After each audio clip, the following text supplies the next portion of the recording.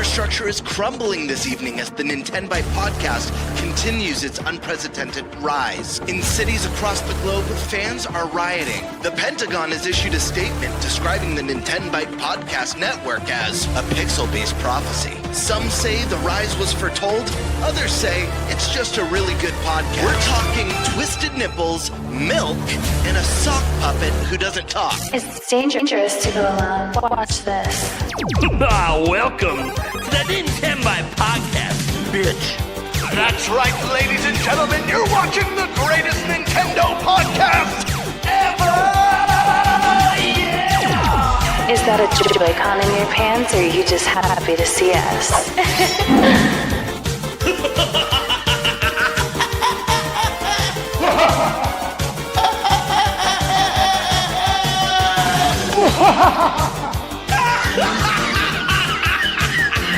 Shut up! Now feel the power.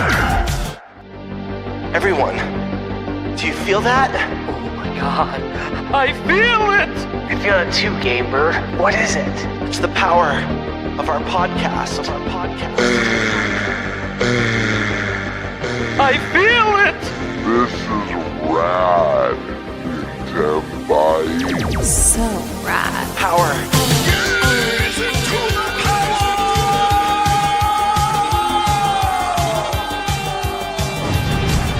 Now bask in their glory.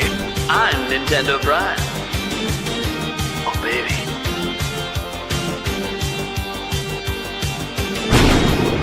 I'm Thunderstash.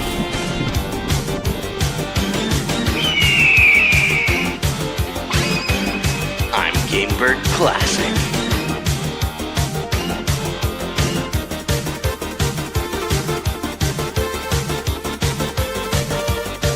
NintenByte rules. Let's rock. Hey everyone, welcome to the NintenByte Podcast, Season 3, Episode 62. We're back. Man, 1 week hiatus, and it feels like it's been a year. I swear. And we're still not even all the way back. Half the crew is missing. No Gamebird Classic today. But it's for a good reason for him personally, so that's good. I'm actually really happy for him. And then no Eric Moore today. Also for a very similar reason, but maybe not a good one. It has to work, guys. Sometimes you like being on trips for work. Sometimes you don't. So anyways, they'll hopefully both be back next week. We don't obviously know we're playing by ear there, but you do have me and Stash still holding down the fort along with some special guests. So let's get our guests shouted out. We are going to have one guest who's going to be joining us a little bit later. You guys know the man, Deacon Sandstorm McDowell. We making an appearance later on in the show. He's doing some stuff with the fam at the moment, but he'll be joining us in a bit. But you know who's here right now? First off, the guy who always reminds me to relax and have a drink. Zoo, buddy. How's it going? It's going pretty well. Hey, this is Zoo, and either with Flipping the Switch, which is the main channel, or Switch After Dark, which is the new long format video review for Switch Games channel. Depending on where you've seen me, you probably know me either as the guy that is always having long format drunk podcasts that are a hoot, or you know me as that guy that tried to tell you to play Super Princess Peach Showtime one time. So. Yeah, I knew he was going to bring that up. I knew you were going to bring that game up every time. All right. Then we have, he hasn't been on here in a long time. We have Sailor Ram back. How's it going? Hi, friends. Here's the great Sailor Ram. Hope everyone's doing well. I second that Princess Peach. Also, Bayonetta Origins, phenomenal game. I think that people should play it. Like Bayonetta 3 was kind of, but Bayonetta Origins, it was pretty good. It's a pretty good game. Pretty good game. I hate to interrupt, Syed. Did you just say that you second Princess Peach Showtime? Yeah, absolutely. I like Princess Peach Showtime. It was a good game. It wasn't like the best game. No, of course not. But I just wanted that to be restated for the record. I appreciate that, man. I haven't played Yoshi though. I will say that I haven't played the Yoshi game. It's good. It's good. Okay, I'll check it out. All right. Well, now that we're done talking about the drivel, Stash. Hey, so happy to be here. Yeah, we didn't have it last week, and it feels like it was a lot longer. It feels like it's been longer than a week. It's kind of weird. It is weird. Yeah. And I have the show at all. For those who don't know, because you guys don't follow everything. You just tune into the podcast every week. The reason the show was canceled last week, Eric was already going to miss the show, and then I had an emergency trip to the ER that we had no idea if I was going to get out in time. And everyone was obviously concerned and worried. And so it was just kind of one of those, we decided pretty early on that we were just going to pull the plug because it would probably just be the conversation of the whole show in the chat is what's going on with Prime? Is he okay? Does anyone have any updates? So we just decided that, you know what, let's just pull the plug. One of the guests is going to come on tonight. That was supposed to be last week in Sandstorm. And then I'm talking to Tubular Johnson to get him rescheduled for another show. So we're still going to make sure our guests get on and all that. But yeah, guys, I'm doing okay. It was just a little scare. I fell. I have a bad, really hernia I'm dealing with. And getting to the surgery point's been hell. Insurance is being a bitch about everything. It's life. But the good news is I have lost the weight I needed to get the surgery. So now it's just a matter of me having to suck it up because I got to go back to the scene of the crime to get it done. And I am not happy about this. So that being said, hi, guys. I'm Nintendo Prime. Happy to be here.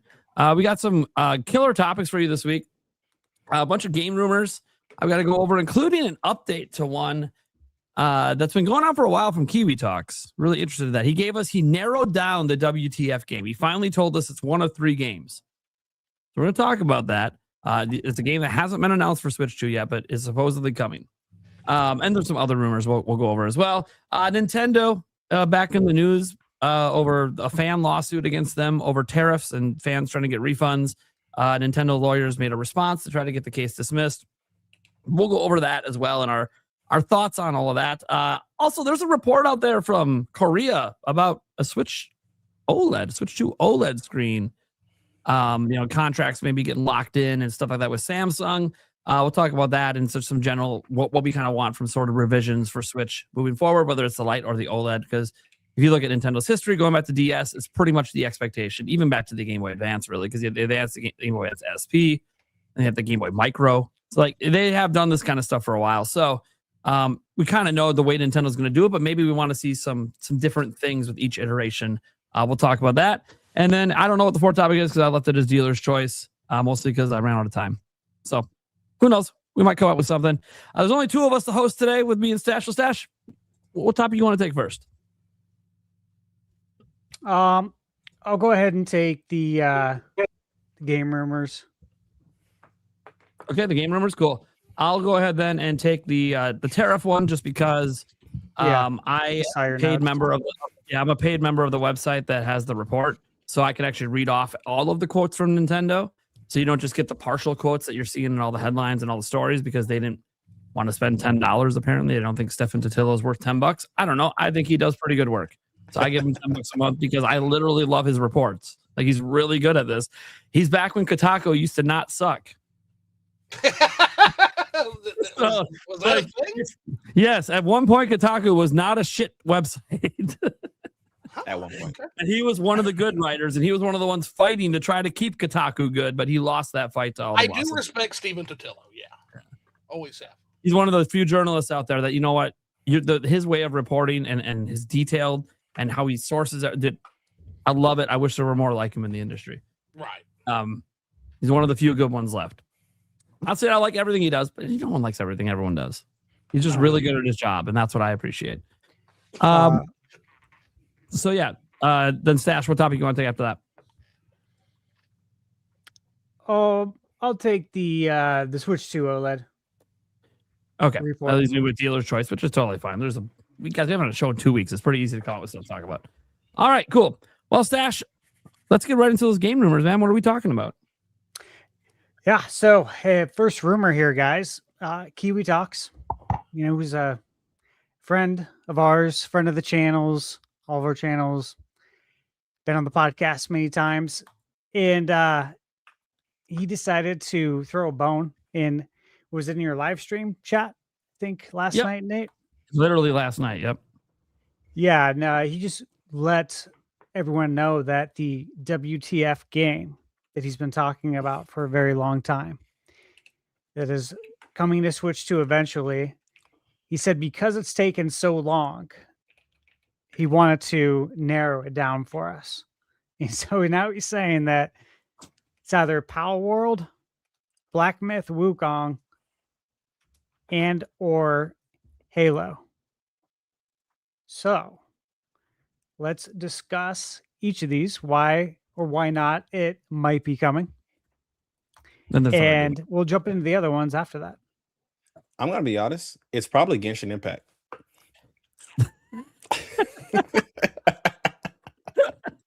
It should come. Switch. That's always the safe shadow choice. It's still slated, Oh, man. it's still slated for Switch 1. They haven't canceled it yet. They haven't. It's Beyond Good and Evil 2 at this point for Switch 1. That's what it is. Oh, man.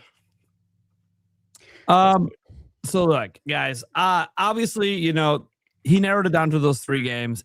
I think someone could correct me if I'm wrong. And I meant to look into this. I feel like I covered this before. Wasn't there a rumor for Black Myth Wukong on Switch 2 at one point? Yes.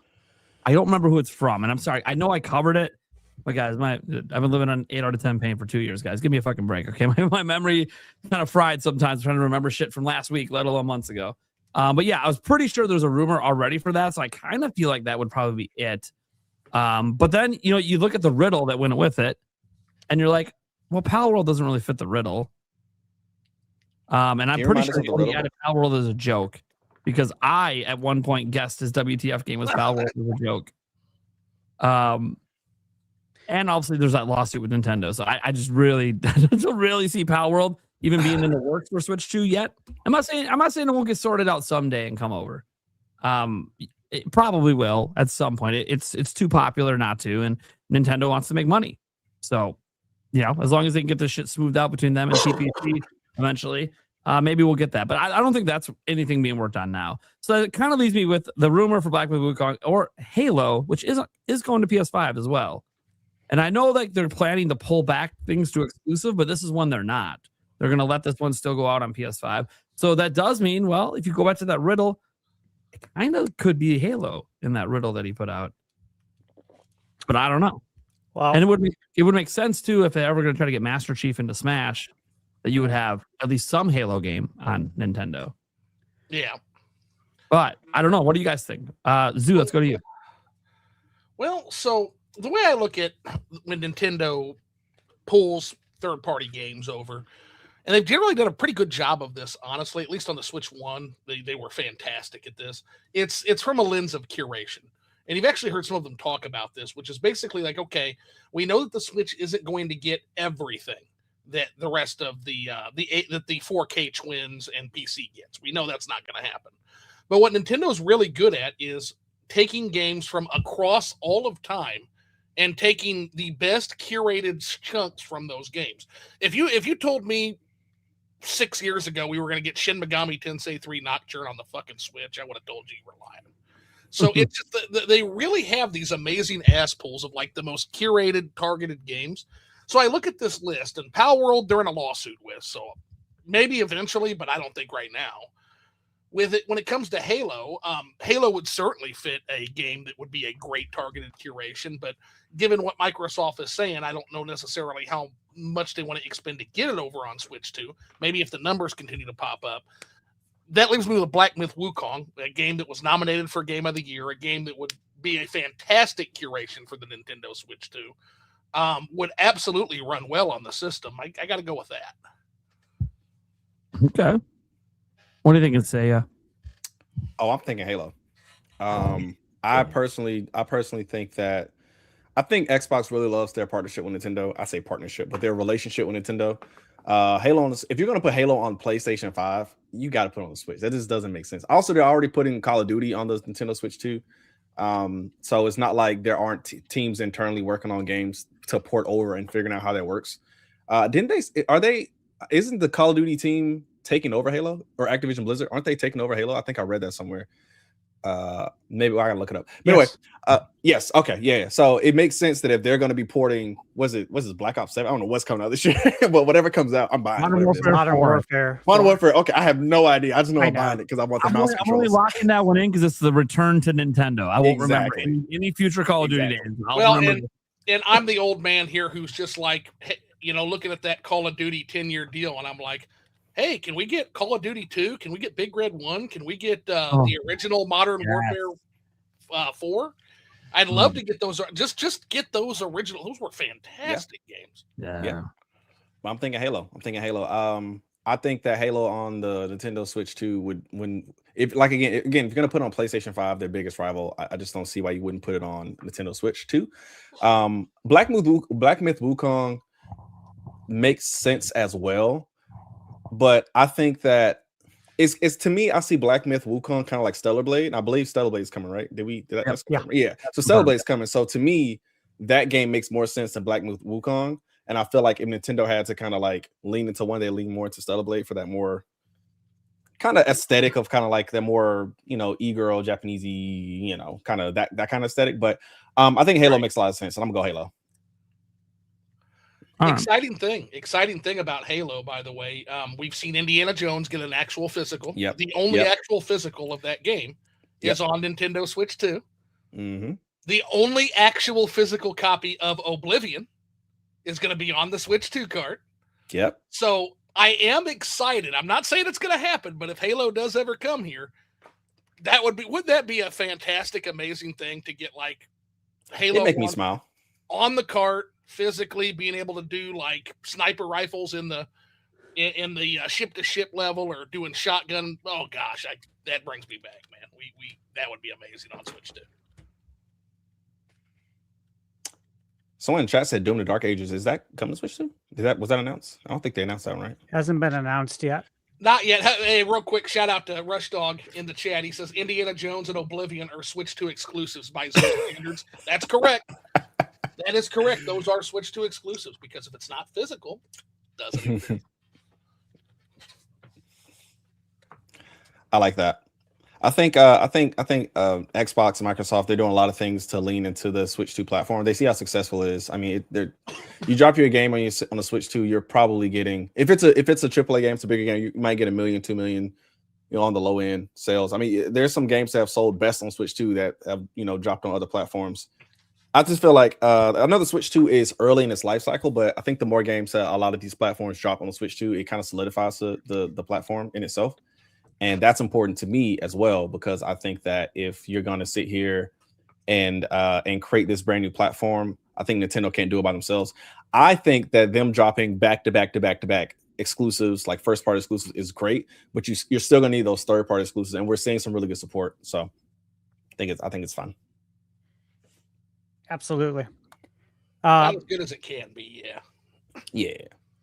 I mean, I think this year's big game is still going to be Zelda. I hate to talk about Zelda. I love me some Zelda, but I think that's the big, that's going to be the 90 Metacritic game that they dropped this year. I think they put all the effort into that, but I don't think there's anything wrong with the 80s. I made a video about this, but like even Splatoon Raiders coming out and being like an 80 on Metacritic, I don't think that's a bad thing at all. Yeah, it's not. And of course, I saw your video as well. And, I agree with you. Of course, if you, again, I always talk about Metacritic and how much stock folks put into it, which is unfortunate because 0. I mean, but for the masses, not Yuzu, you look at how much stock they put into it, and it's like, dude, that 4 out of 10, are you gonna take that serious?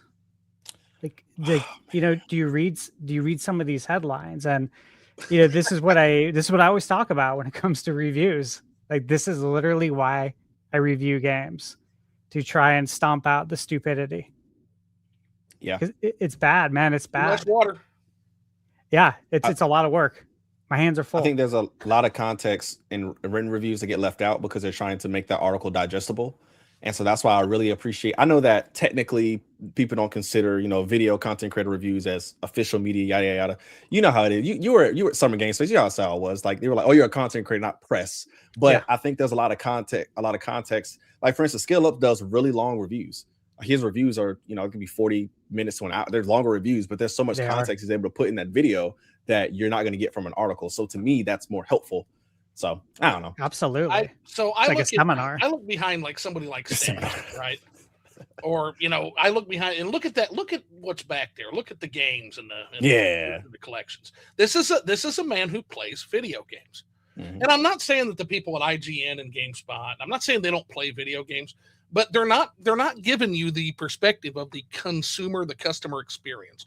So one of the things I always talk about when it comes to these reviewers, and no shade on people that do this for a living, I want to be very clear on that, but I'm a customer. I buy my video games and I play my video games. And what I mean by that is the reviewer who's getting a game for free and they're not going to the store, they're not getting the game, they're not having that experience, they're reviewing the game on a strict deadline. That's important because that's objective in some ways if you're doing a good job of it. But ultimately, I'm buying the game.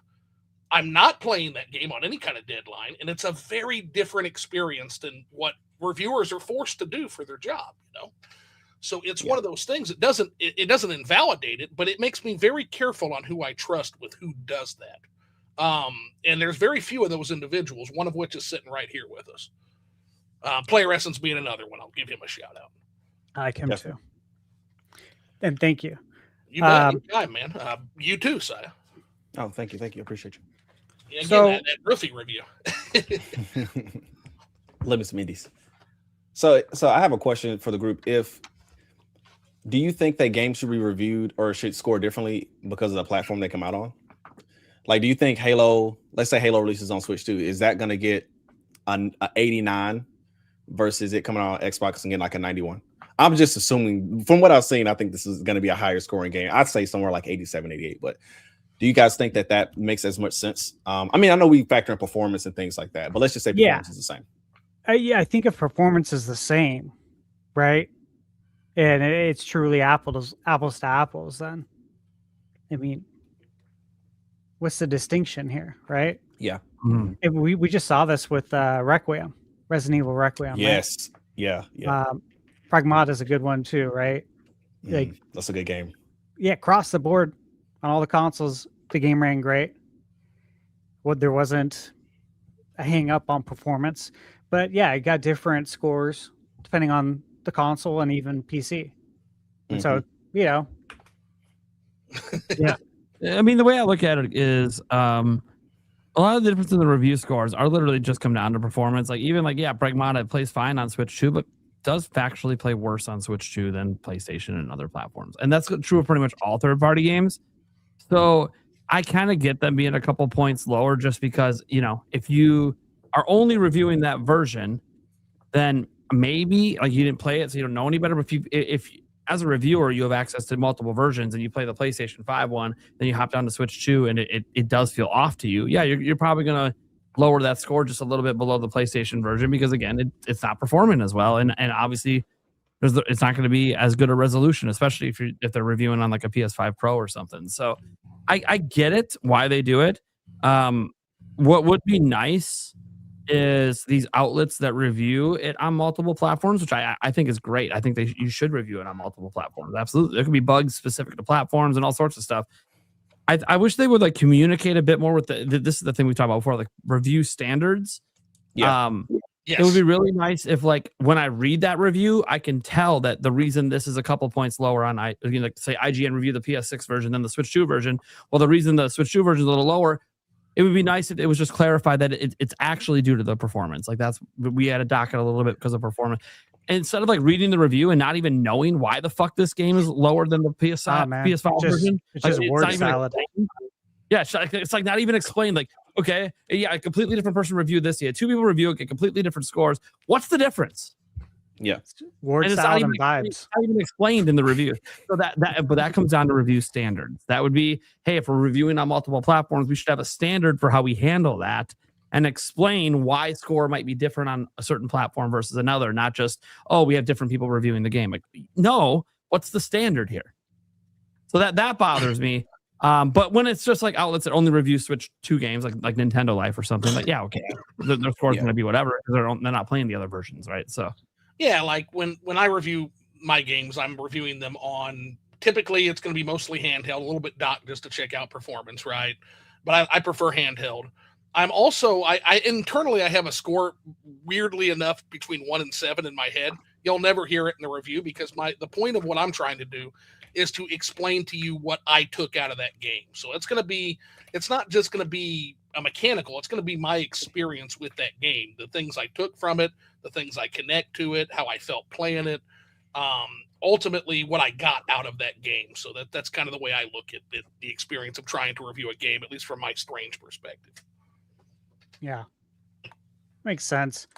One thing to note too, and then I'll transition back. I'll actually give my answer to the question that I asked about the rumors, but I bookmarked this earlier.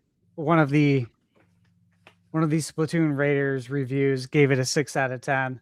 I saw that. And it said, yeah. So it said, by removing turf war and transitioning to something pretty close to a first-person shooter, Nintendo has taken what makes the franchise unique and discarded it. And the person, quote, retweeted it and said, one of the 6 out of 10 reviews rated it low because it removed turf wars. How did they miss the whole point of Raiders being a spinoff game? This is what I'm talking about. It's like, whoa, what? Like, so bro wanted Splatoon 4. That's what. Yeah, yeah, that's what you want. Splatoon 4. he docked it points because it's not part 4. Why did they cut out Turf Wars in Splatoon 4? Yeah, sorry they didn't make Splatoon 4. They did a unique single player co-op, experience that isn't like Splatoon 1 through 3. Sorry.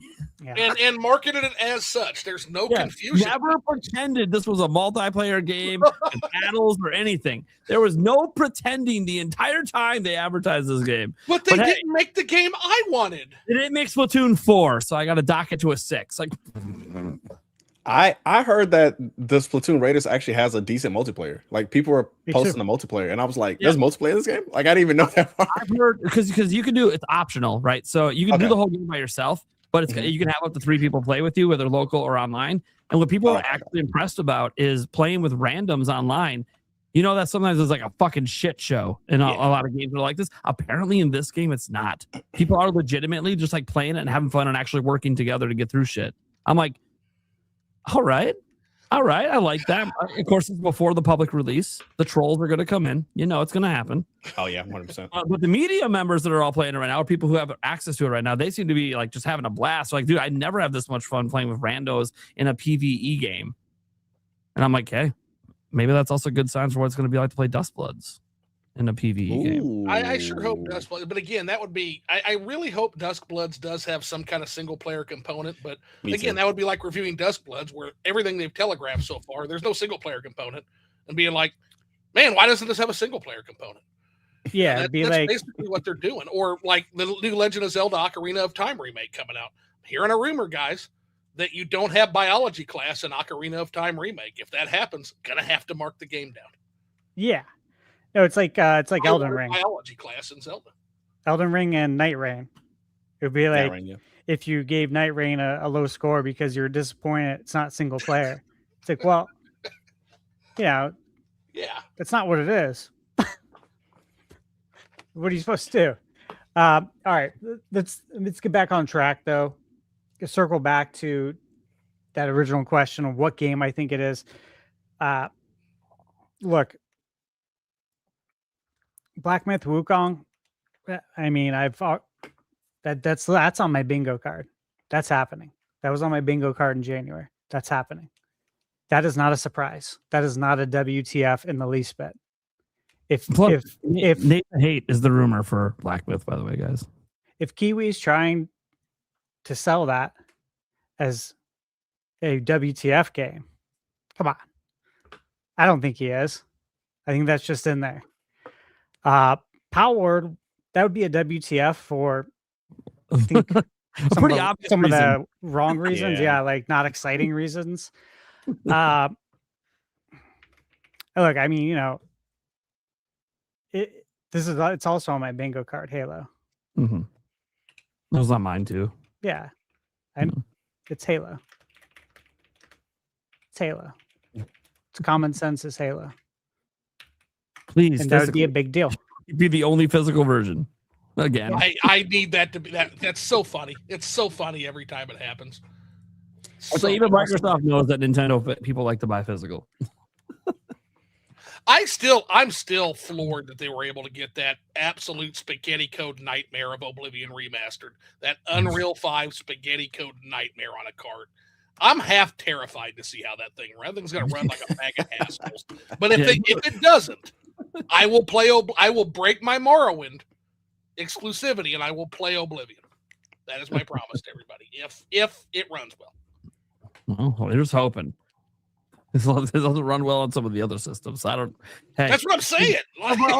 Yeah, Well, PC was crazy. I didn't like it on PC. I had to like, put what it are we down. hearing though? Everyone's saying like, "Hey, when we make our games on Switch 2, we're actually getting better at optimization." No way. No. Well, maybe you should optimize your games regardless of making it for Switch 2. I don't know. But does this industry even remember how to fucking optimize a game?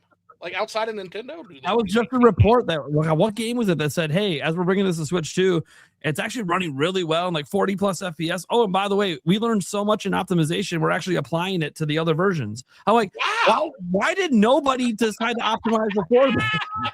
Like, come on. It goes to my point, man. Half of the game industry's problems is the fact that they don't fucking optimize their games anymore. It's half their problem. It's why Dragon's Dogma 2. Thank you guys. That was the one. Now, I knew it was a pretty big game. Yeah, that was by Capcom or whatever. They literally said, "Hey, the progress we've made with this is actually making all versions better." I'm like, dude, why are we here? Like, that's good. I'm happy. But also, all I'm hearing is we didn't bother to optimize this for anything else. Like, come on. I know they have much more powerful hardware, but you could take better advantage of it if you actually optimize for it. Don't wait for like the weakest platform you're going to make it for and be like, well, we have to optimize it for this one. Oh, now that we optimize it, actually, this runs pretty good. No shit. But Prime, that's the frustrating thing. The frustrating thing about this whole optimization snafu is that's what the new hardware goes to. That's why the graphical increases. That's why the diminishing returns are there. That's why all these new consoles are overshooting the market. It's because optimization is eating into they tell us the promise is we're going to have a new system out and the graphics and the processing and all that's going to be better. But it's not, because what ends up happening is those machines are not leveraged to do better things with games. They're leveraged to not have to optimize their shit as much. And it's noticeable and everybody sees it. And that's why things are a little tense between customers and game industry right now, to be real with you. All right. Let's get into the next rumor here. So, Stellar Blade, that was rated. When do we think is a good time for that game to release, knowing what the release calendar looks like? August. Really? Okay. Well, Nintendo has nothing slated from themselves in that month yet, and we know how packed September is. I was gonna say October. Like, it feels like a Halloween game. I know it's not Halloween themed, but it just feels like something you'd release around Halloween. Look, he likes to see that ass on Halloween. We got it. I feel like they're giving the game camera angle does it. Okay, there's no point in pretending. They intentionally made us look at her ass. It is what it is. It takes up like a third of the screen. Funny enough, I played that whole thing on PS Portal, so I've actually already played it like quasi and handheld. Nice. I enjoyed it though. I enjoyed that game. It is a good game. That's the thing. Like, it's legitimately a good. I'm really happy we're getting it. Yeah, I'm definitely replaying it though. That game was really fun. So for August, we have just overall kind of like big picture, not obviously Nintendo, but we got Final Fantasy Online. Yep. We got Lies of P. Yeah. Big one. I'm happy for that physical one. owners. Really happy that's coming over. Elden Ring Tarnished Edition. Yeah, it's a big one. And then Oblivion. Again, another big one. All big releases. Mostly Big third parties. Yeah, So Metal that's what I Gear mean. Solid. Master I think they're Collection giving that 2. for a third-party showcase month. But we also got the Pocopia DLC coming out. Yep. Oh, I forgot about that. Okay. I forgot about totally that. forgot about that because I don't have Pocopia. I gotta Yeah, finish so it. Jeez. There is something there That for game's massive. Nintendo in August Okay. as far as DLC Fire goes. Fire Emblem's coming out. Fire Emblem's coming out late in the year. Right? Fire Emblem is, September, isn't it? That's Pretty September too. Jeez. Yeah. Jeez. Still a booba. September's packed for every console. Yeah, Fire Emblem's the 17th of September. The chat is hilarious. Y'all are hilarious. I got a great chat. Oh my god. Okay. I think September's gonna be a great month for a lot of cool games. September's nuts, yeah. That's so expensive. Oh yeah, because everybody's trying to avoid GTA. What if Yeah. GTA is the WTF game? What Yeah, if GTA? They're getting their shots in, man. Everybody getting their shots, and it seems like only Nintendo's gonna take those giant fucking balls and plunk something down right in the middle of GTA. It seems like so far. We don't know yet, but it seems like it's gonna be Ocarina of Time. I would be mad because I do want to play GTA, but I would definitely stop playing GTA for Ocarina of Time.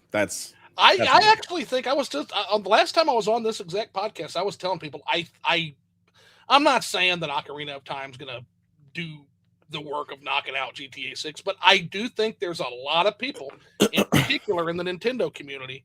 I think there's a lot more people than they think that will actually opt for Ocarina of Time if they have a choice. I agree with that. What's up, Sandstorm? Welcome. What's good? Hey, Sandstorm. How you guys doing? Good. How you doing? Does my mic sound okay? I've been having mic troubles issues. But... Yeah. Okay. Yeah. Cool. Sounds good. Sandstorm, Stellar Blade. When do you think it's going to release? What month? Man. So in my optimistic mind, I want to say it's going to be in August, and it's going to be even for Switch. I think it's going to be really packed because I think that leaves us 3 games in August: Oblivion, Stellar Blade, and I feel like there's one Elden more. Ring. Elden Ring. Yeah. And Lies of P. Oh, and Lies of P. Yeah. So I think that's going to leave it really packed, which is not a bad thing. It's not a bad thing. My pessimistic mind says that it's actually going to be all the way in December. So, and I would hate that. That makes me sad. I know, because like everything in me is like, man, I definitely want to play the game and I want to get my hands on the game. But it's just that like that one time every time where you're like, man, I can't wait for this game to come out, and it comes out in the most like inconvenient of times. You're like, dang, all right, I guess I'll get around to it. So yeah, so I want to say it's August because I feel like that's actually a great time and a great turnover from when we heard that it was like from its revealing. I always think it's really huge when they show off a game and then like, by the way, it's next month, come get it. So and I always have that like the buyers, what do you call that? Like impulse buy. Impulse buy, yeah. Yeah, where it's just like, it's right there. I'll just go ahead and grab it. But man, just I would even say just the way that everything is lining up into September and how big September is getting into November. I know they're not messing with November. It's not happening. December is like the only month where there's like, it's like vague. So there's a whole bunch of mist and a whole bunch of shadows, but nothing like really explosive in December. So it's like, December safe? We could go December. We could, yeah. Now December's usually kind of a bye month for Nintendo. That's the only thing. Like I think Xenoblade Chronicles 2. I think launched in December, but that's the only real big game. I'm sure there's more. And well, Smash DLC, but that's different. Right. Xenoblade 3 is coming out in December. Oh, okay. That's Switch 2 edition. The Switch 2 edition? Yeah. Okay. Yeah. Hey, I gotta say, those Switch 2 editions are fucking awesome. I gotta tell you, I'm playing Xenoblade X right now. Holy shit, is that game? As much as I crap on the Wii U, I gotta say, the Wii U had something special with that game. That X is a masterpiece. If you never awesome. If you never played it on the Wii U, you're doing yourself an injustice. And if you never owned a Wii U, dang, you're doing yourself an injustice. Does it keep this pacing the entire time? I'm on chapter 5, and every chapter there's some new shit being thrown my way that's like, what? Yeah, it's a great game. It's one of my favorite games of all time to be. Oh, I can't wait to do a video. I can't wait. It's gonna be so good. Yeah, so December is usually where games go, to die. Yeah, I don't think I don't think Nintendo's scared of GTA. I really don't. I think it's two different audiences, or if it's the same audience, it's the same audience that would buy both games. Like I'm gonna buy GTA and Ocarina of Time. Like I already know, Nintendo's not. Yeah, no, Nintendo's not. I mean, like December in general, releasing your games in that month has spelled doom for anyone. I mean, look at Indiana Jones. I mean, again, when it released on Xbox, there's a lot of things you could probably blame. One of them being, hey, it launched right into Game Pass and nobody buys games on Xbox. I mean, it's fact. We know that. Oh, that's why I laughed. Absolutely a fact. Yeah, so it could be a lot of reasons, but December has always been a rough month because everyone does all of their shopping during Thanksgiving. And then after that, broke. Yeah, that's the biggest thing. They don't want to go back out. The spring. They're done. Yeah, so right now we only have 2 games on the calendar for December. Not just for Switch. Period. Right now we got Xenoblade 3 and Dragon Quest Monsters. Okay. Both on December 3rd. That's it so far. Yeah. So we'll see what happens. I mean, I think there's room to put some games in there. I don't see why not. But again, publishers avoid December. They always avoid December. Yeah.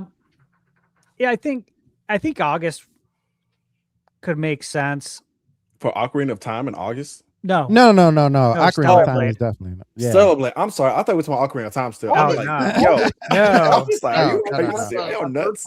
Nah, man. When it comes to Ocarina of Time, I think Nintendo has no worries whatsoever when it comes to releasing that in November. Oh yeah. I expect it in November. I can't. Yeah, me too. I expect to be early November. I argue that it will probably be when's GTA? The 19th? The 19th. Nintendo can do it. I argue they throw it in on the 18th and say ha ha. We can have a Grand Theft Ocarina of Time.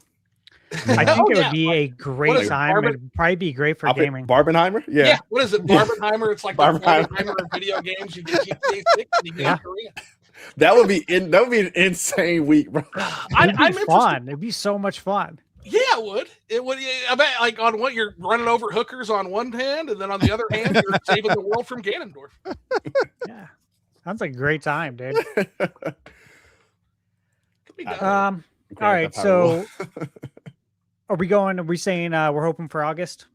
Yeah, Celebrate, absolutely. I want to play that soon. I want to play that and not get rid of it, but like get through it. Especially since I played it before. I don't think it needs to be something that's like a big. I do want it by itself because I personally like that game. So I would like for it to be in August where there's not as many releases, so people can really appreciate it. Because I know it's sold well on PlayStation 5, but I think the PC release and the Switch 2 release is definitely going to help push the next one. I think I Celebrate 2. I forgot what the actual name is, but the second one's coming out. So okay. Oh, they do have a sequel to that, don't they? Yeah, coming. Yeah. She's a little young, makes me a little uncomfortable, but I like Celebrate. I'll play it. Right. Well, what I always tell people is I wasn't. The game doesn't necessarily make me uncomfortable, but some of the people who play the game and the way they talk about it makes me mad uncomfortable. So, the game itself is fine. It's just that, boy, there's some terms gooner, I think, but yeah, it's that are weird about it. They're a specific type. Yeah. Yeah. Okay. So one other one. Assassin's Creed Black Flag. Oh. Resynced, right? Resync, yeah. Doesn't Ubisoft usually do like anywhere from 6 to 8 months after when they port? I think I read that somewhere. Maybe not true, but I'm just asking. Yeah. Ubisoft, if I remember, I mean, it's been a while since I really messed with a Ubisoft game like that. Yeah. But it used to be that Ubisoft would drop them all together or not too far away from each other. That could be different now. Ubisoft, I feel like Ubisoft and Nintendo ain't the same Ubisoft and Nintendo from the Wii U era, or even the Wii era. I feel like there's like, I don't want to necessarily call it bad blood, but it's just the vibe just seems a little bit. Good. That might just be me. The vibe. I talked with Ubisoft at Summer Game Fest. They were there with Nintendo. Okay. They were there with Nintendo. Like Nintendo put them up basically in their house. No matter what they do, they've already. My joke is my old man sense of humor says, "Hey, I've already got Black Flag on the Switch, so I'm good." like whatever they want to do. Yeah. That's a great game. It just released right in July. I mean, it honestly, if they want to release it on Switch 2, they'll probably do it before Christmas. I think that would make the most sense for them. They could hit that March time frame, but I feel like a port in March when they could release something else in March. Because March to me is like, I don't say second Christmas, but a lot of games will release in March and then do well for the year. I don't know why that's been the last 4 or 5 years. Just games in March just kind of come out and just kind of take over the talk. I guess they like to close out the fiscal year with the release in March to jumpstart their next year. That's part of it. The other part is March is about that first month, so a lot of people they really blow their financial wad during the holidays. And March is the first time to recover. That's the recovery. That's when a lot of profit sharing get paid. That's when a lot of bonuses get paid. That's when a lot of people take their piggy bank and refill it. Yeah, that's when the economy starts spending again, is in March when people get their tax returns. Return. That's why I always said the Switch was the smartest idea. Drop in March 3rd. Like it was. The first year of the Nintendo Switch, Nintendo had something to freaking prove, man. That is a clinic on how you launch a system. Mm-hmm. Absolutely. Yeah. That's the year we got the December game. Like every single month, they're like, here's a first party game. Even December, it's like, yep, here's Xenoblade 2. Here you go. Every single month. Every single month, darn you. I know somebody said Lego Batman in September. I do want to highlight that game. That game is pretty fun. I've heard it's good. And Lego games do well on Switch platforms as well. Oh yeah. I don't even know what else. I mean, it wasn't there. What's up for Lego? Was a Lego Horizon? I don't think I even bought that. Horizon Zero Dawn. That Horizon. That Lego Horizon. Yeah, I didn't buy that. I bought it at Costco. My lady saw it and she's like, "Hey, did you want this? It's clearanced out for I think it was $15." I'm like, "Oh yeah, really? Pick it up." And that's why we love physical. That's why we love physical. That's the last time we're ever going to see that, though. They're not doing that again. I know. Right. So sad. Yeah, I don't really know too many ports I'm excited for. Like I said, Halo, I'm excited for. Like, I do want to see Halo. That comes out in a couple of days. I want to co-op that. I think it'd be really fun to co-op with some friends. But as far as any other, that's kind of like the main port I want to see. I don't think there's any ports I actually care to see now that I think about it. Well, PlayStation's not porting anything over as far as first party. And third party, we're getting pretty much not everything. We're getting pretty much everything kind of delayed. 007, I think 007 is going to be fun on Switch too, just because the game itself is fun. Yeah. It's a really fun game. Did I hear a rumor that we're going to be getting another 2D Sonic game or something like that? I don't know if that's true. I remember hearing something about that, but we need Sonic Heroes. Forget all that. Give me Sonic Heroes. Sonic Heroes, I was going to say, but if we get another like Sonic Mania, that might be an excuse for me to go out in my face mask and my trench coat to try to buy a Sonic game and not be spotted in public. You were talking. You guys were talking about the what the game is. Pal World and Wukong. Yeah.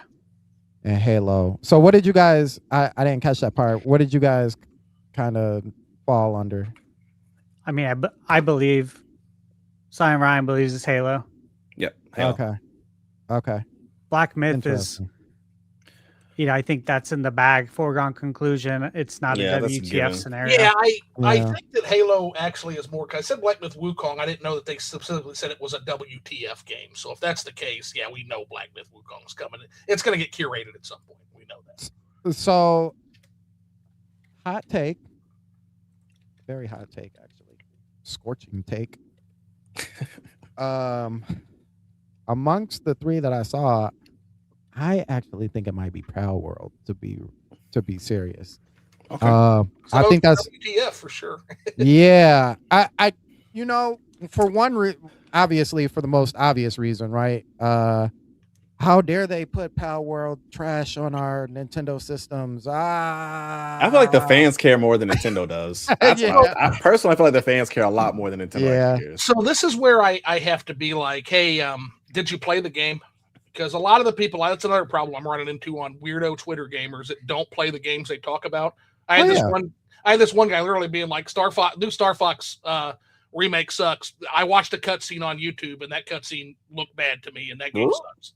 Yeah. I'm like, did you play it? He's like, no, I don't have to. I watched the cutscene. I'm like, unbelievable. That's not how it's so funny because people think that's how that's how gaming works, and that's not how gaming works. But to go along with what you're saying, like Pal World fundamentally does not play the same as Pokemon at all. And the people comparing it are the gamers, not it's the gamers. Now, if you don't play anything.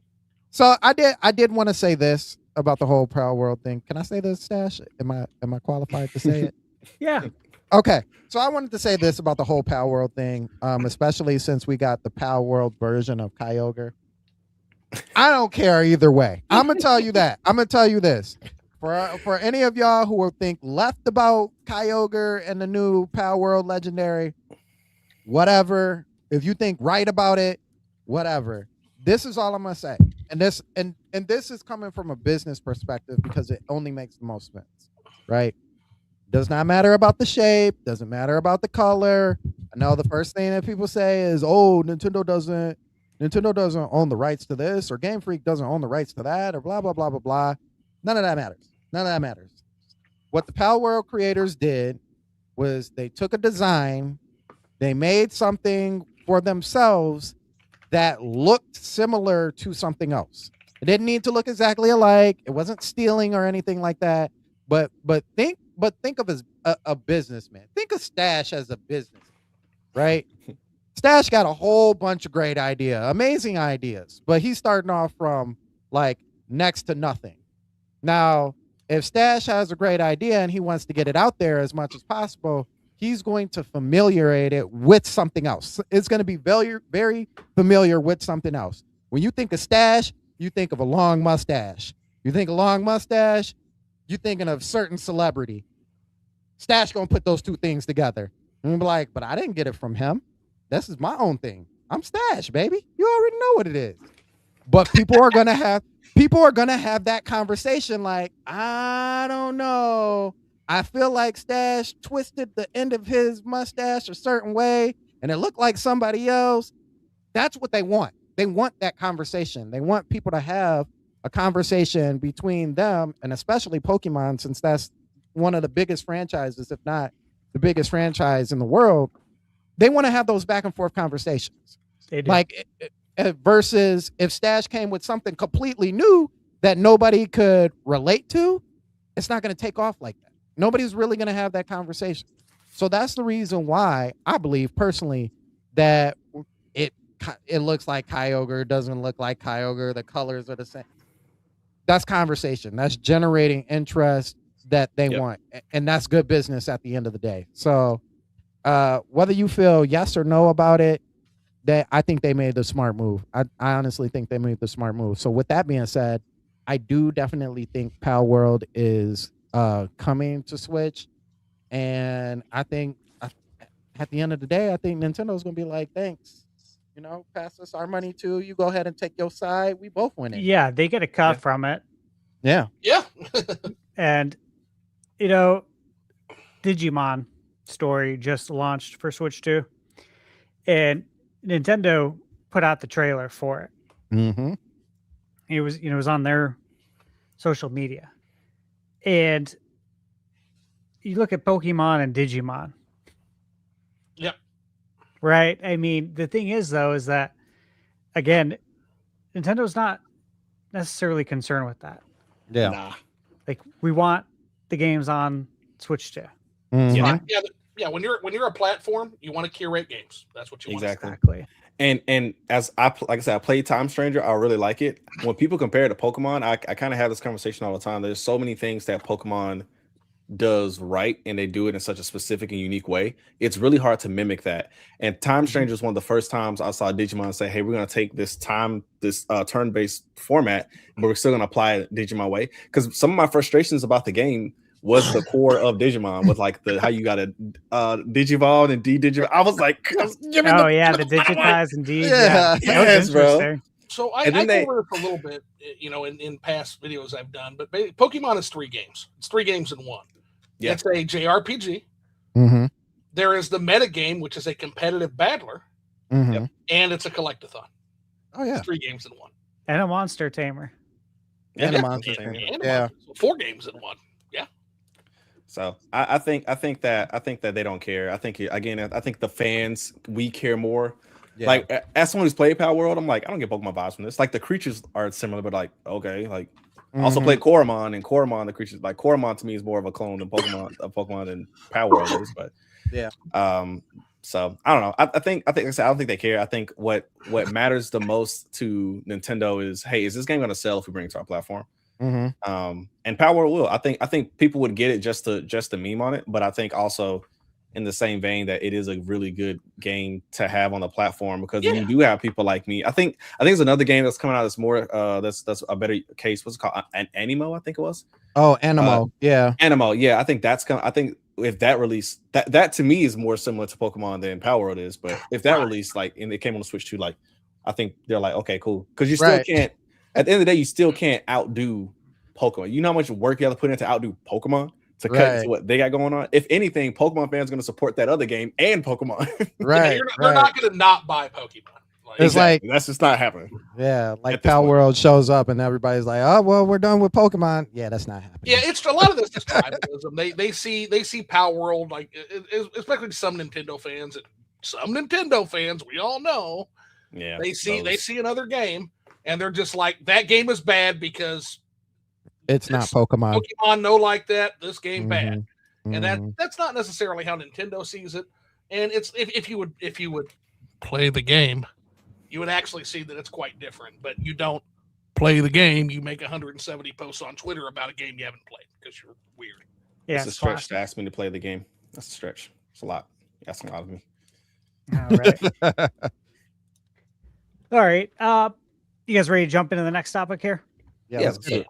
Real quick, I'll be right back. Go ahead and start it because I already know what the topic is, but I got to go. My Jamaican beef patties and plantains are here. Got to go. I'll be right back. All right. Okay, so there's a report out there that there's a switch to OLED in the works. And first question, I guess. I'm going to ask it all together. Do you guys trust the report, one? If so, when do you think it's coming out? And are there any quality of life features that you would like to see added to it? And let's kind of start there on your guys' thoughts on, switch to OLED. I think OLED is 100% coming. I don't know if it's coming this soon because of how everything has transpired with tariffs and pricing and things like that. RAM. I don't know if they're going to be so excited to push out another product so close to the fact that we still can't. I mean, we can afford a Switch 2 right now just because it's one of they only raised it $50 in September. They gave us a lot of notice, but I don't know if they're going to be. I don't know if they're going to want to push a OLED out so fast. I think going back to what they said, hey, we're sorry we had to raise the price $50. We're going to make sure we give you guys some great games this year, and they've been delivering on that. So I think that to them was their focus right now, to deliver some great software. Because if not, you kind of put us in a situation where now we have to kind of. Because I want an OLED, but also it's like, I know that's kind of selfish for them to release it just so I can buy one. Like, it's okay. I can wait. Yeah. No, Okay. I totally hear you on that. Okay. Sandstorm, what are your thoughts on it? I believe that there's a switch to OLED. Like I believe that there was a Switch Pro. Okay. No, in all seriousness, is there a switch to OLED? I do think that Nintendo is dabbling around with the option of trying to be able to do that. I think its use and its functionality would be a little bit different this time around over the original Switch OLED. I think it's going to be more of an emphasis on extending out the generation, especially given that OLEDs for the most part have prettier visuals than the LCDs, its LCD counterparts. So I do definitely think that they will have some sort of SWOLED too. Love that. I do. I know, right? I do agree, though. I do definitely think it's going to be further out, just because of all of the craziness and ridiculousness that's going on in the world right now. So yeah, I don't expect it anytime soon. This is 2026. I think 2030 or 2031. Like I do definitely think it's going to be a far way a ways away. Just for two reasons, actually. Not even just for Nintendo. For one, I'm definitely curious, and this is only for me. I don't think this is a Nintendo thing.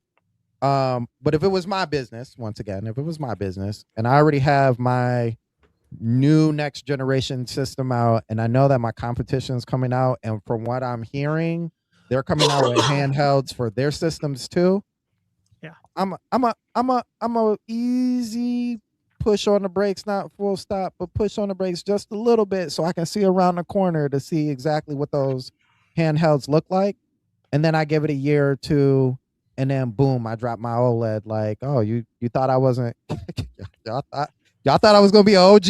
I'm the old and the young here. But I think I think personally that's a smart move. It especially gives you an opportunity to see how your competition is looking in your space. But I also think that the push out, like I said, is mostly because of manufacturing and all those other things. Because I don't think we're getting a Switch 2 Lite. I don't think that exists. Really? You don't think that exists? I don't think so, man. Okay. I was just about to say that I think instead of an OLED, I'm more inclined to believe a Switch 2 Lite. A Switch 2 Lite? Personally, I believe that more than OLED dropping goes next in the year. cheaper direction. Yes. It I is a think cheaper that's direction. the smartest move to say, hey, sorry, everything's expensive. We can give you this for $300.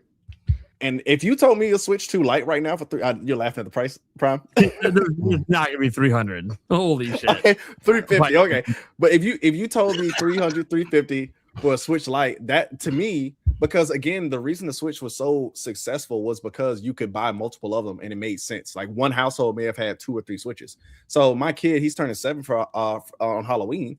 Okay, cool. I'll give him a Switch Lite too, or Switch 2 Lite.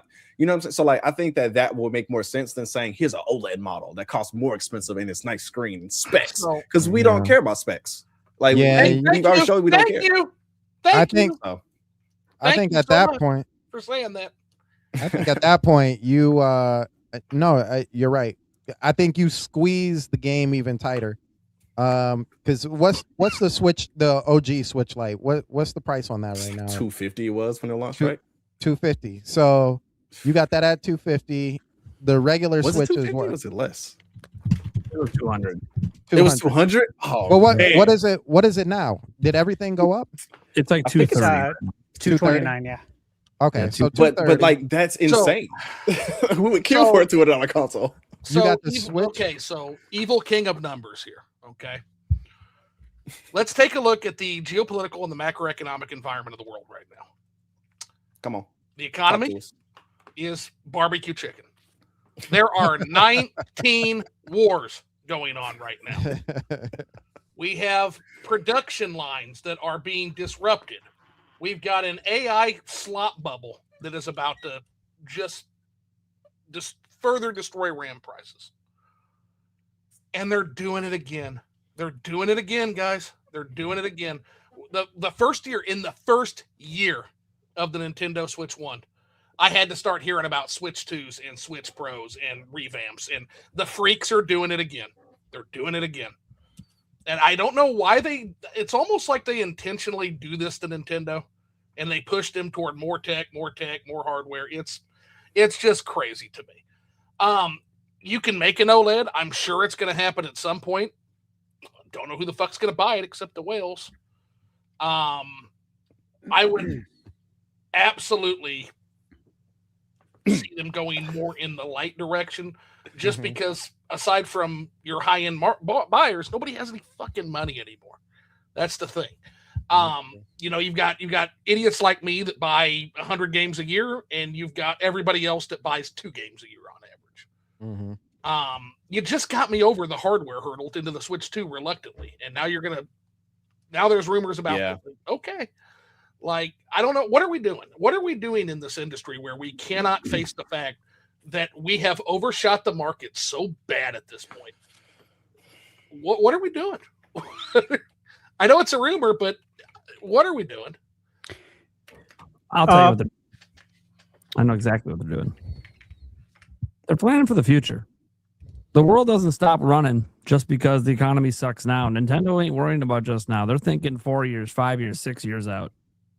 The Switch 2 OLED rumor has like the screens being produced at the earliest at the end of 2027 or early 2028. Okay, that's the earliest they can be produced. I'm cool with that. Yeah. They're not dropping a Switch OLED till like 2029 or later. So like, of course they're working on it. Of course they're working on contracts right now for that kind of stuff. Like that's normal. How like much they are they plan going to this ahead of time. So I think Nintendo, their hope, I think a lot of people's hope is that eventually the RAM crisis goes away. And then the prices can kind of stabilize a bit. But it's kind of weird because it's like, well, they're not going to lower the price of the Switch. It's possible. Yeah, it's possible. They probably won't. They'll probably hold it at 500, and that's fine. But that also means, okay, well then if the Switch 2 OLED's only 550, okay, yeah, there'll be plenty of people that'll spend the extra 50 just to get that better screen. Easily, yeah. Yeah, and here's the thing: they could offer something in it too. They could be like, "Hey, the prices came back down, so now we have 512 gigs." Yeah, but Prime is the world going to get better, or is the world going to get worse? That's the we don't know. All prognostics say worse right now. Yeah, I know. We don't know, but Nintendo's got to project out for a lot further than just right now. I get that. I get that. And obviously, they might assume if we get a new president, they might take care of the tariff problem, and that could also help lower stuff for at least in the U.S. That won't help deal with we might drop the current conflict zones to 12 wars, because believe it or not, that has a massive impact on it does. Yeah. So I think Nintendo's just planning for the future.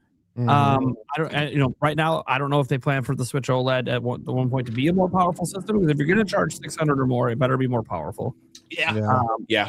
That's how you can convince people to double dip who own Switch 2. It's like, oh, it's a better screen and I get a little bit better performance. Yeah, okay, I'll go get that. Right. Sure, they could do that. Another thing, though, like the Switch Lite obviously makes the most sense. If you look at the history of Nintendo, they always bring out the Lite first before they have a more expensive model. So my thinking is, if they're trying to get a Lite out, they're trying to launch it at $400. They're trying to get it $100 cheaper than what Switch 2 is going to be up there. That's crazy to think that $400 is suddenly a budget thing, but they can't help it. That's how much it costs to make shit. But again, it's the economist question, though, too, and I agree with you on that, because it's compared to what? Yeah. Look at everything else. Yeah, you're going to feel like dirt cheap when Xbox Helix and PlayStation 6 get announced. Yes. I'm scared of that Helix. That $400 Switch 2, right? It's so scary that is going to be the budget system, but it's going to look super fucking budget compared to everything else on the market. I guess, and I sound like Old Man Rivers or the Pepperidge Farm guy here, but like we overshot the fucking market 20 years ago. The most popular games still are in the top 10 are games like Terraria, Minecraft. Like, when is the game industry going to come to grips with the fact that, hey, why don't we actually take this hardware and just push it to its 120% maximum and stop chasing fucking new graphics and new systems? When are they going to figure this shit out, man? Shareholders. Yeah, it used to be that way, but we we wanted to streamline graphics, and PlayStation 6 bombs, and all their money they're making is still just selling the games on PS5. Maybe that'll be the lesson. Yeah. I can't see myself getting. They have to have something. I mean, it's going to take something like a PlayStation 6 bombing for any change to happen. The irony in that is that 2 generations ago, like the top selling, well, not the top selling, but the PS4 was what, $400 on entry, and now two generations later, for $400 you can get into the entry of what is next gen at this point. I think that's wild. Like, in a good way and in a bad way. It's like, it's double edged for sure. It's like, it's crazy that like you can get the next level of all these games from a Nintendo, from Nintendo's newest system for $400 that includes 4K and 60, all the buzzwords that they like to use.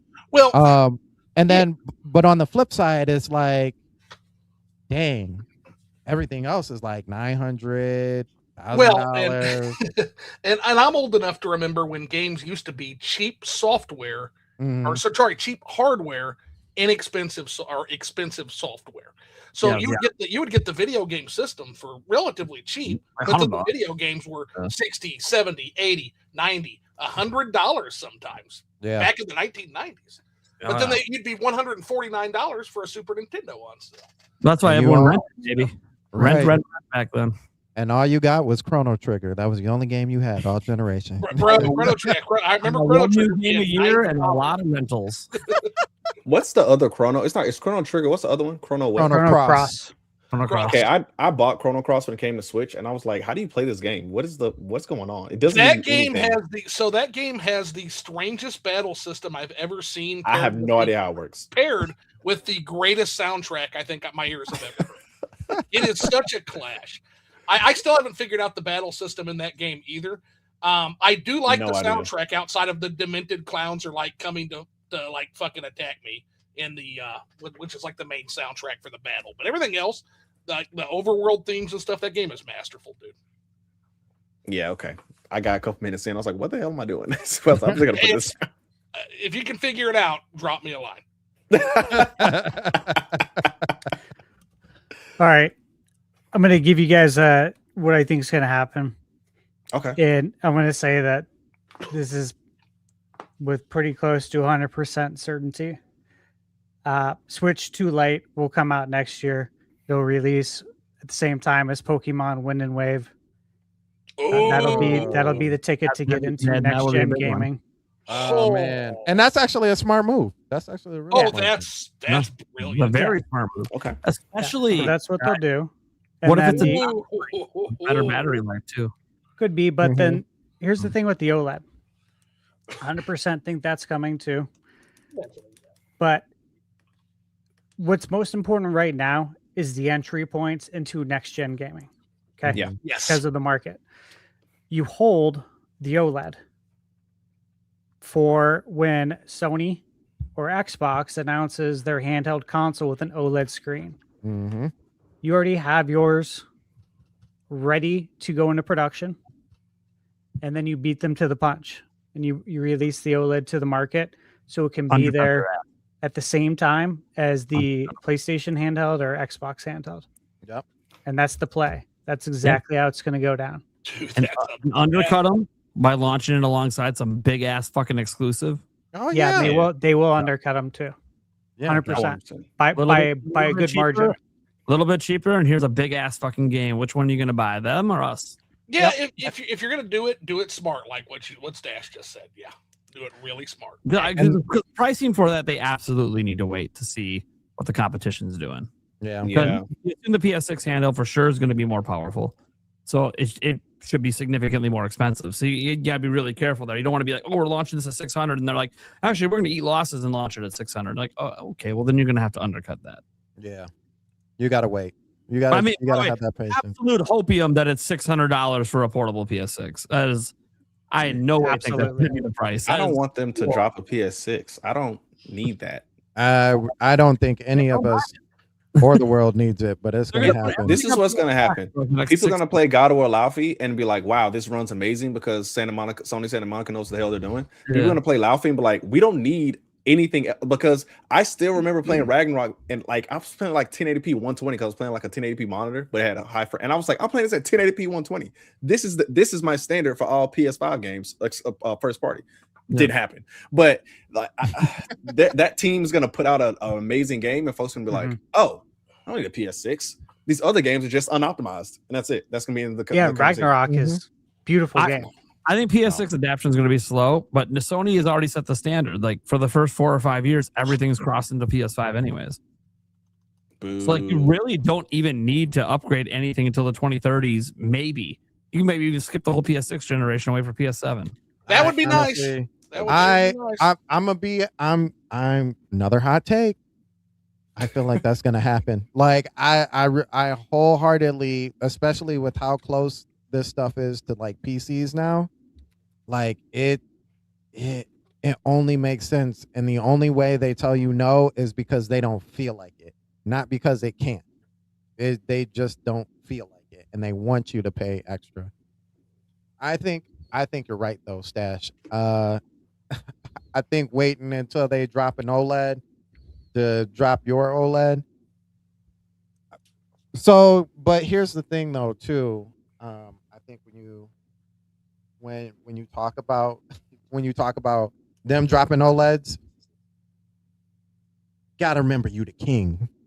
You're the king of the hand. You're the king of the handheld game. So, I feel like even because we already have the Switch 2, most people already know how it runs and how it operates. Even if you don't actually own one, you know from the original Switch. That brings leverage to it because there's already familiarity with there. Over, the next PlayStation. And to be honest with you, we don't really have all that information with PlayStation, with the next PlayStation anyway. So this whole digital life and library and all that other stuff may hurt them more, even on a handheld perspective. Probably not in Japan. I actually think it'll do really well in Japan. But outside of Japan, I think it's going to be, They love their physical games more than we do. Well, there you go then. No one's talking about that. Like, I brought it up a couple weeks ago. I was talking about the effects that this will have on Japan's market with physical games. And again, I haven't seen any outlet, nobody talk about it. I listened to Spawnwave and Stephen Totillo's podcast over the weekend when I was at the gym. I was hoping they would touch on it. I was hoping he would ask him. They didn't talk about it. I'm like, shit. Well, they're not talking about gonna this, talk man. about it. This is a big They're deal. not going to talk about it, Stash, because they're too busy. They're all too busy running a demoralization campaign against physical media. I see what they're doing. I've seen the campaign. I know. I mean, I see what they're doing. the long enough you live, you see through that. Only 7 games sold over 100,000 physical. Shut the fuck up. Yeah. Those numbers are so skewed. Notice me, I'm a different Senpai. guy. Notice me, Sony Senpai. Notice me, Sony Senpai. Can I slap around a little bit more, Sony Senpai? People making those articles. I'm sorry. Did you not check the Circana data? Tamagotchi Life released physically and sold millions physically, literally months ago. What the fuck are we doing? Commit to demoralizing. People will fucking buy it. They're demoralizing. It's a very simple answer. They're just lying. It's They're stupid. manufacturing. Well, yeah, it's part of it. They're manufacturing consent for the direction they want the industry to go in. That's what they're doing. Yes. And you could see right through it, obviously there's a lot of people who can't see through it. And that's how the world works, though. That there's a lot of sheep. We know this. It's just the facts. It's how life works. You live long enough, you see it. Is what it is. But I think we can all see right through it. They're working in coordination with each other. The Sony and the media outlets. This isn't the first time stuff like this has happened. No. Man. I always tell folks, reading homework for the chat if you want to. Crystallizing Public Opinion, Edward Bernays. Manufacturing Consent, Noam Chomsky and Herman. Edward Herman, I think his name is. Influence, Robert Cialdini. Read those 3 books. You will see exactly what is happening here. Yeah. Exactly what's happening here. Yeah. It's done in all facets of life, not just consumerism, not just the things we talk about. It's all facets. We've known this. It is. Those books can teach you a superpower. They literally Can. And they will change your life. When you realize that, like, most people are actually not making decisions rationally, they're making decisions and then rationalizing their decisions afterwards, flips the entire way you view the world, man. It's key. Okay, so we talked about that. We talked about the light. Talked about prices. We talked a little bit about that. So I think a sweet spot for a Switch 2 Lite, if things stay where they are, we don't know what's going to happen. If things stay where they are, 400, Switch 2 is 500. If Switch 2 goes up to 550, Switch 2 Lite 450. I think you try and keep $100 difference. When it comes to the OLED, hey man, again, I don't foresee the OLED just yet. Yeah. I would say 2028 at the earliest. Maybe alongside 3D Zelda. Yeah, that could be a great time, and you could Because do Zelda a switch to OLED Zelda especially if theme. you do like a Zelda themed one. The Zelda fans will just eat that shit up. You're gonna sell millions during launch month. They'll buy that just to collect it. You know what I think? You know, I think it should be. That's me. I fuckers. honestly, You're making me buy a $600 OLED, you fuckers. honestly think if PS6 comes out at the end of 2027, whatever game is the game besides GTA 6 that drops on the handheld that's digital, the first thing that they should show in the trailer, because Nintendo is petty and I love it. They're one of the most pettiest companies. I think it's hilarious. I think they should have like one of those, like, you know what I mean? Like, woo, you know, like rotation of the system. And then like the back opens up and it's the exact game that just came out on PS6, but it's the cartridge version and somebody plops it in. And then it's just like, you know what I mean? Like, dang, that was petty. They don't even have to say anything about it. Just like, just put it in, just slide it in and be like, switch to OLED. And then just keep it like that. Somebody's like, wait a minute. Well, wasn't that the game that came out for the PlayStation? I like that publishers are leaning into their games being physical. Obviously, we saw that with Oblivion, which was, you know, it's funny. That was perfect timing. Perfect that was timing. Absolute perfect timing. Yeah. You couldn't have planned that better. You know, Orbitals, they've been touting like, you know, it's physical, it's on cart. Even if you pre-order, I think it's $40 too, which is a great deal. But yeah, I think we're going to continue to see a lot of physical games on Switch too. And so Nintendo will have all those opportunities because, you know, all their first-party games are, you know, on cartridge, except for, of course, Pacopia. But I expect all of them to be on cart going forward. Yeah. I think cart is going to be the way they go for quite a while. I mean, do we see a digital future for them in the generation 11 for Nintendo? Yeah, I don't know. I don't think so. It's a long ways away. If you look at how long Switch is. 1's generation was. Yeah. It's a while. Almost 10 years. 10 years next year. Yeah. And you know, they might find that they really enjoy being like the only one at retail. Oh yeah. You know, they might be like, this is worth it. Let's keep doing this. Right. We got no competition now. They're not here. Where's your money at? It's not over here. Well, Yeah.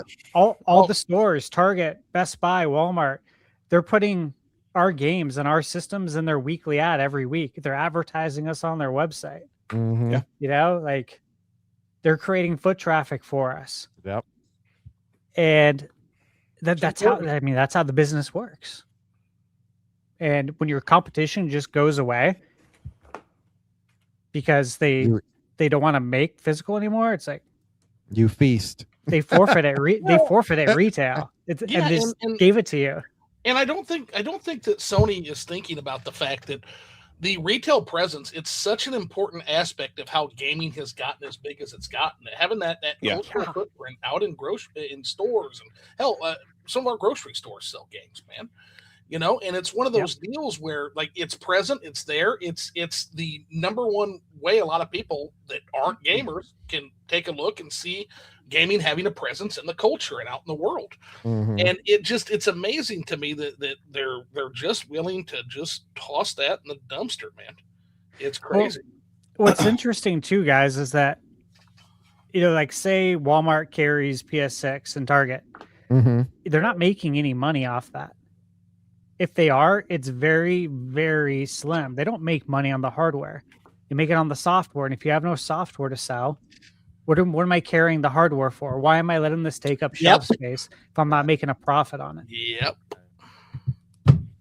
I think it's also interesting that a lot of the games that like sell gangbusters like this crazy. Like look at Mecha Chameleon.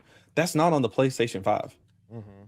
You're expecting that success from your first party games when we know that you're struggling to get to 10 million.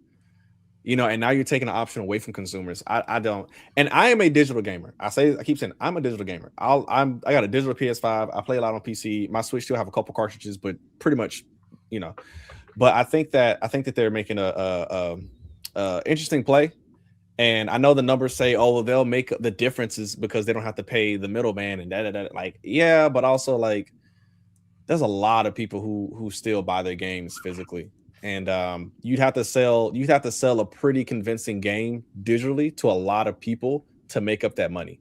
Because they're looking at the numbers as if, and I'm sure there's people who are smarter than me who've seen these numbers, but a lot of times when this is explained, it's like, oh, the same people who bought it physically would just now have to buy it digitally. But there's a lot of people who won't buy it digitally, and there's a lot of people who only bought that game because they saw it physically in the store. Sometimes you see cover art and I got $70. Correct. I'm already spending $400 at Target with another 70, and you grab it.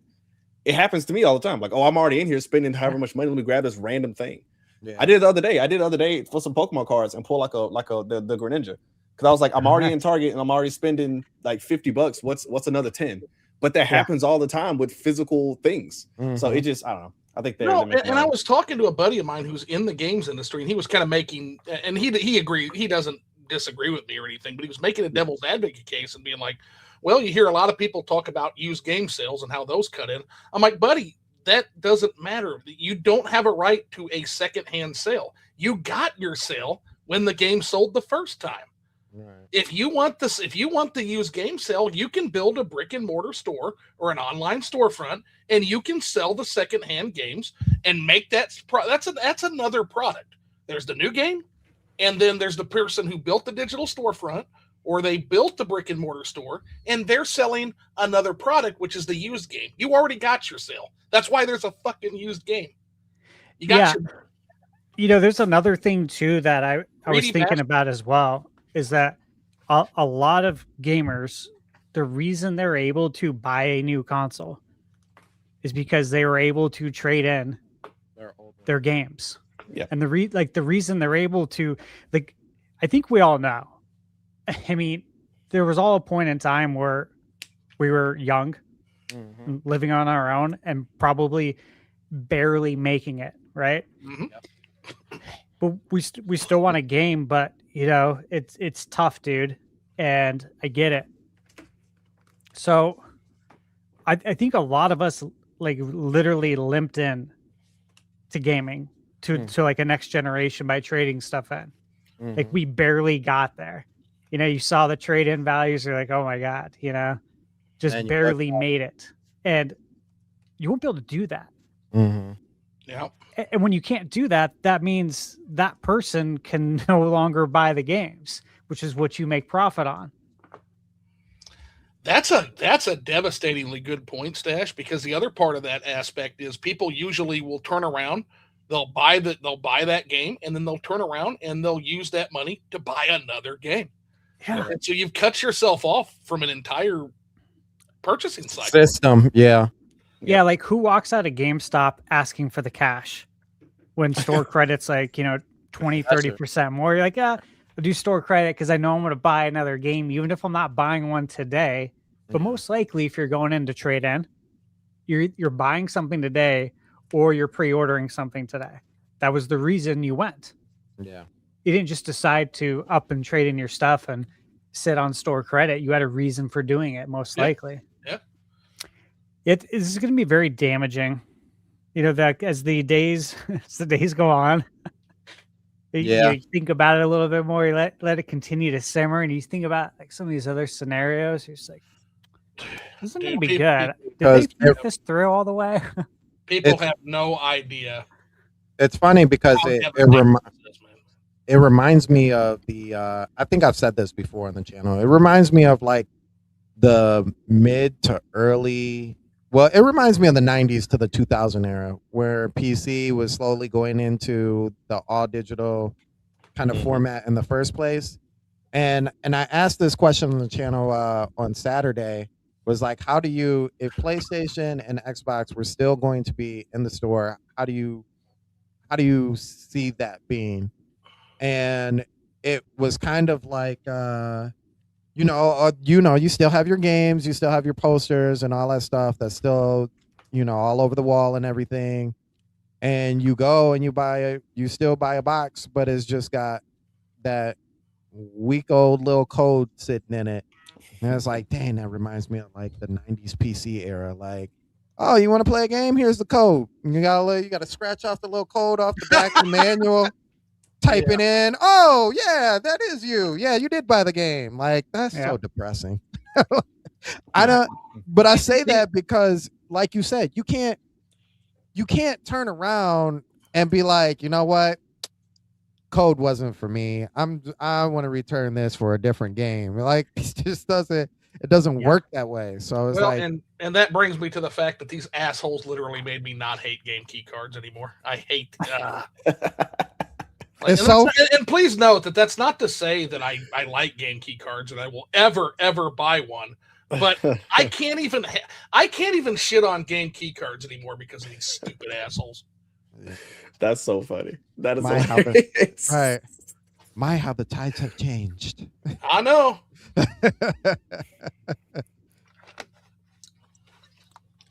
Okay. All right.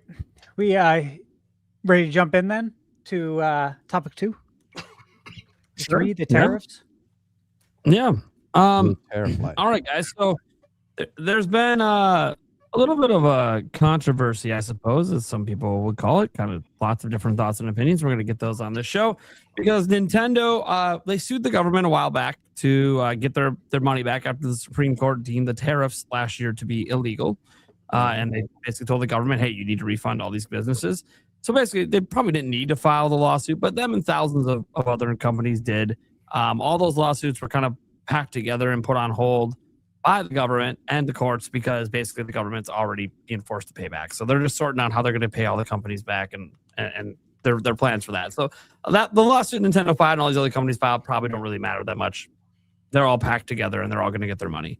But there was a countersuit, a class action by 2 people that basically went after Nintendo and said, hey, that tariff money isn't yours.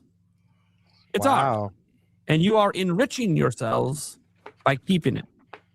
Now, only one, I'm going to say this, out of all the businesses that were tariffed, which is pretty much every business in the U.S., because all of them deal with foreign stuff, only FedEx has technically promised to give tariff money back to customers. They haven't actually given it back yet. I want to be very clear about that. Let me know when that happens.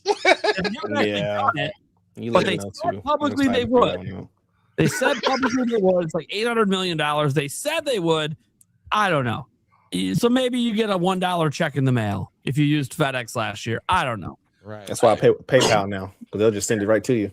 Yeah. So look, and this assumes they ever fulfill on that promise, and if they don't, then they'll probably get sued, and then there'll be class action. Next thing you know, we'll get 50 cents instead of $1. Either way. So they're the only one to promise it. So, in response to that lawsuit, Nintendo's lawyers have basically filed to get it dismissed and tossed out. And that is the news that broke the internet this week. And that is because the story was broken by Stefan Totilo. You can request the court documents. They are publicly requestable. Most people aren't going to go through the process to do that, to actually read it. Stefan Totilo did, and it's behind a paywall. I happen to be a paid subscriber of his for last year. So I'm going to give you guys all the details Nintendo said. I'm not going to show his site. I did that on my video. Hooray. We're going to read, so you have the full context of what Nintendo's lawyer said, not just the headline. Because the headline is just like, you basically fuck consumers. Like, hold on a second. Actually hear what Nintendo said, and then we can talk about what they're talking about. Do we even need it? Are people smart enough? Do we even need to read the full? Like, do we need it? Yeah. Are people really this fucking stupid? Zoo, you know this. Okay, go ahead. You already know. All right. I'm just going to read the article here, including all the quotes here. All right. So, this is written by Stefan Totilo about the Nintendo trying to get the case dismissed. So Nintendo is asking the court to dismiss a proposed class action suit that was filed this past spring by gamers who say the Mario Maker is breaking the law if it doesn't pass on its U.S. tariff refunds to consumers. Those consumers, and here's a quote, received exactly what they bargained for when buying the price hike Nintendo goods last year. That is Stefan Totilo's words. Just to remember, the lawyers didn't say, that. People get confused that the lawyer said that. No, that is Stefan Totilo throwing that in. And yes, there were price hike Nintendo goods last year. So that's not a lie. He just doesn't clarify what goods those are here. Anyways, and the company said in a filing on Monday, in the case of Hoffert et al. Versus Nintendo, plaintiffs are not entitled to a rebate simply because of an intervening legal developments related to tariffs. That is a direct quote from the lawyers. Nintendo increased the price of Switch 2 controllers and the original Switch last year. So this is where he's adding in the context. Following the imposition of globe-spanning U.S. tariffs, and tariffs described by Nintendo's lawyers on Monday as sweeping and constantly changing. I think that's an understatement. At least what was happening last year. All right. This past February, the U.S. Supreme Court ruled the tariffs were illegal. A month later, Nintendo sued to get a refund. In April, gamers filed the class action claim against Nintendo in Washington, saying it would be illegally double dipping if it made money from tariff hike sales and then from a refund. The gamers sought relief for anyone in the U.S. who bought price hiked Nintendo items between February 2025 and February 2026. Now, here's a bunch of direct quotes from the actual way to get it. They're trying to get it dismissed. We obviously don't know the results of that yet. So the common thread among plaintiffs' claims is that it is somehow unfair that Nintendo has not retroactively adjusted its prices for completed sales in response to the outcome of the tariff litigation, the company's lawyers wrote in today's motion to dismiss. And here's more quotes, but that is not how commercial transactions work. Nintendo or one of its retailers set a price for each product, and consumers decided whether that price was worth paying. Those who bought Nintendo's products received exactly what they bargained and paid for, a console or an accessory at a price to which both parties agreed. The money plaintiffs paid represents the purchase price of the goods they wanted and received. Plaintiffs are not entitled to a rebate simply because of intervening legal developments related to tariffs.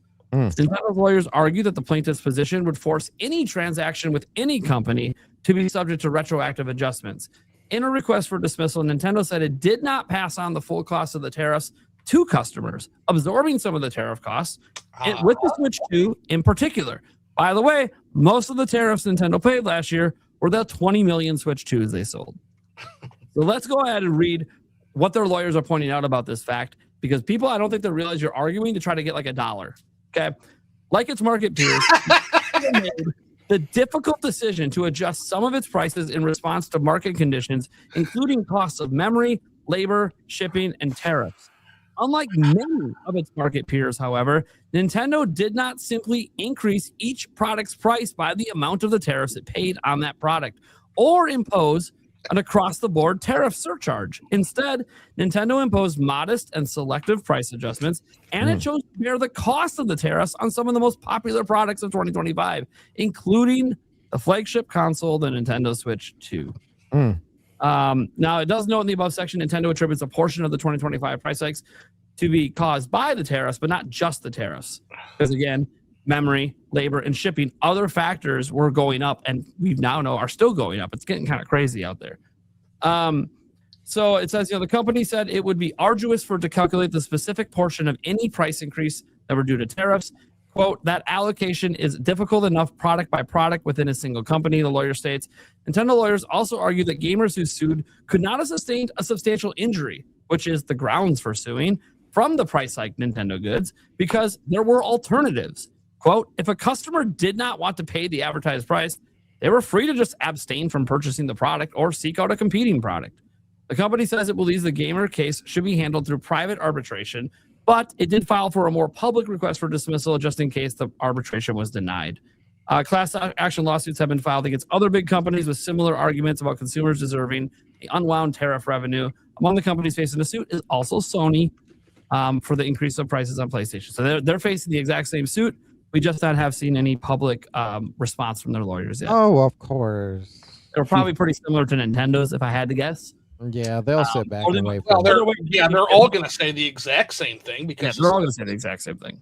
And so, oh my God, Zoo's ready to pop off, man. He's ready to blow. Go, Zoo. What do you got? So I've learned a couple things today. I'm always learning. I'm always trying to learn from gamers to worst customers. So I've learned that we don't know what a contract of adhesion is in this community. And I have also learned that people have grown up in the United States. These are grown-ass people, ages 20 to 65, And these grown-ass people don't understand how things work in this country yet, first of all. So, first of all, you're mad at the wrong people. Go yell at the government that imposed the tariffs. Because the company is actually a victim. And again, I'm always known as a fierce consumer advocate, but the consumers are fucking stupid. The problem we have is that you're mad at the wrong people. So I know Nintendo sucks. I know Nintendo greedy. I know Nintendo evil. I know. But in this case, go be mad at the people that imposed the tariffs. Go be mad at the governments that did that. Don't get mad at the company that is also a victim of the tariff. Also, when you purchase that product in a store, whether you're buying a delicious pork butt on sale for 99 cents a pound from my local grocery store, which I'm an executive of, and if you're in the area, please go, or whether you're buying a video game, when you purchase that product, you have signed what is essentially a contract of adhesion.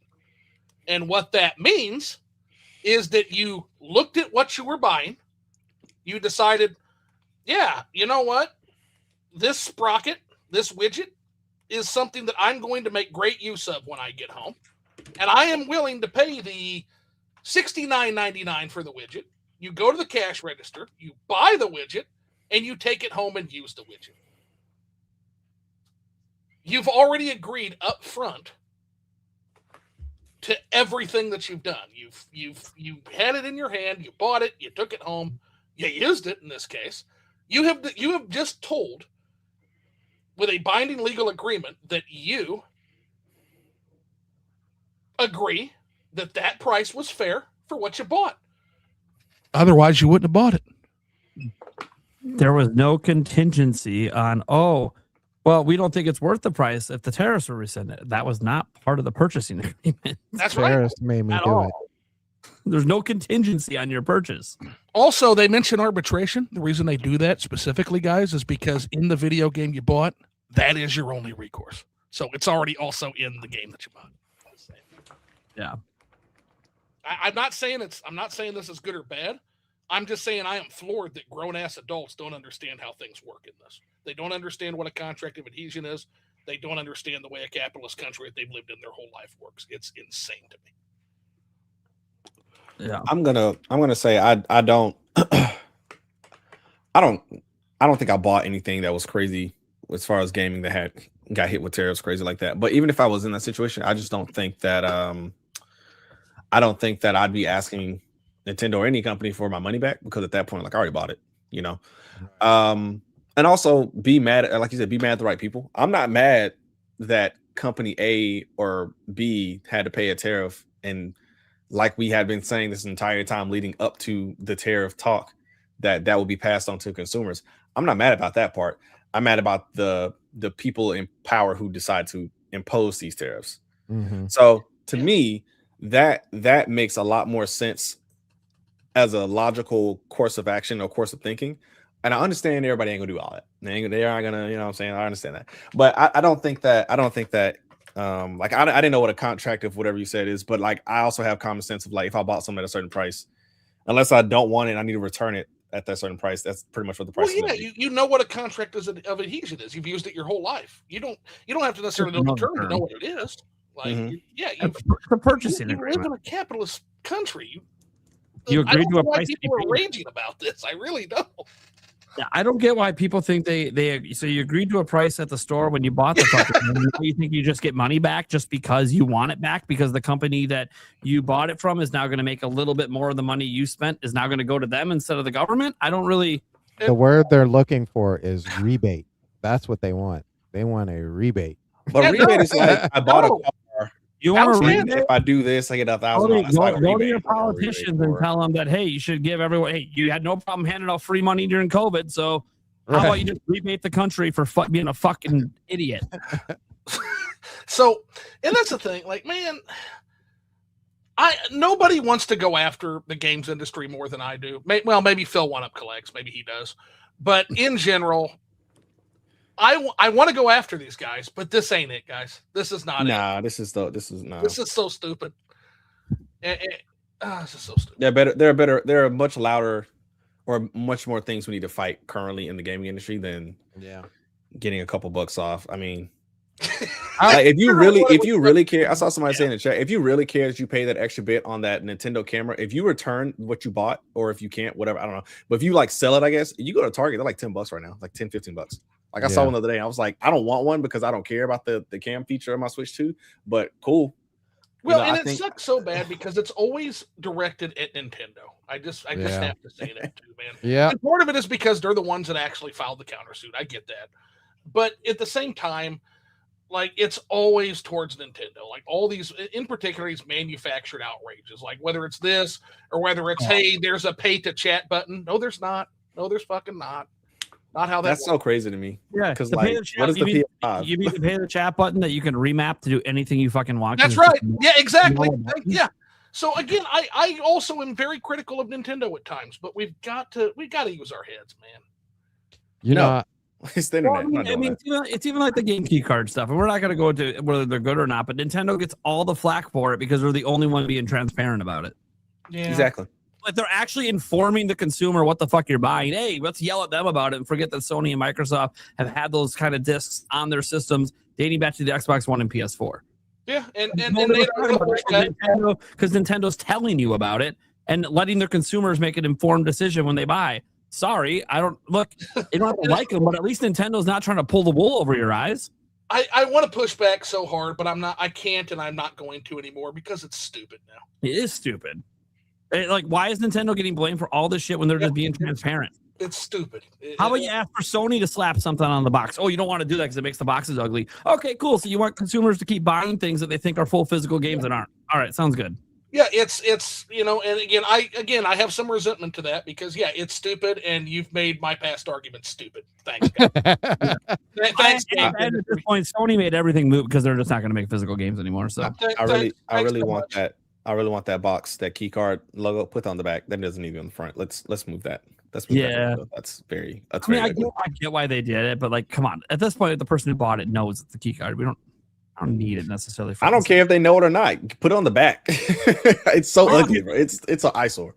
It's an eyesore, but they're doing it because they're being transparent. They want you to know. No, you do need internet to use this. It's for old fucks like me. Is what it's for. It's for the parents and the grandparents buying the game for their grandkids. They got to know what they're buying.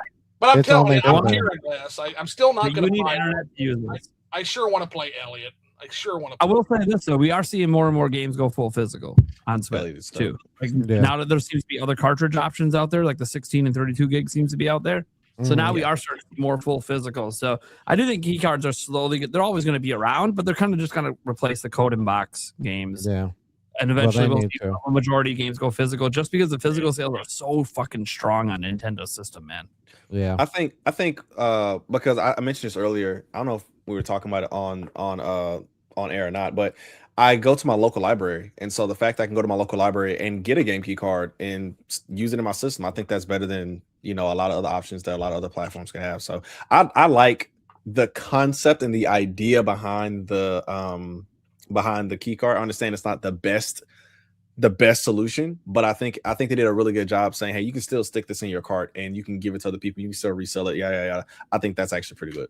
That's just me. Yeah, I mean, they're trying to make a way for a shitty situation for there to still be at least some sort of benefit to the consumer. Because the reality is, a lot of the third parties want to go digital only.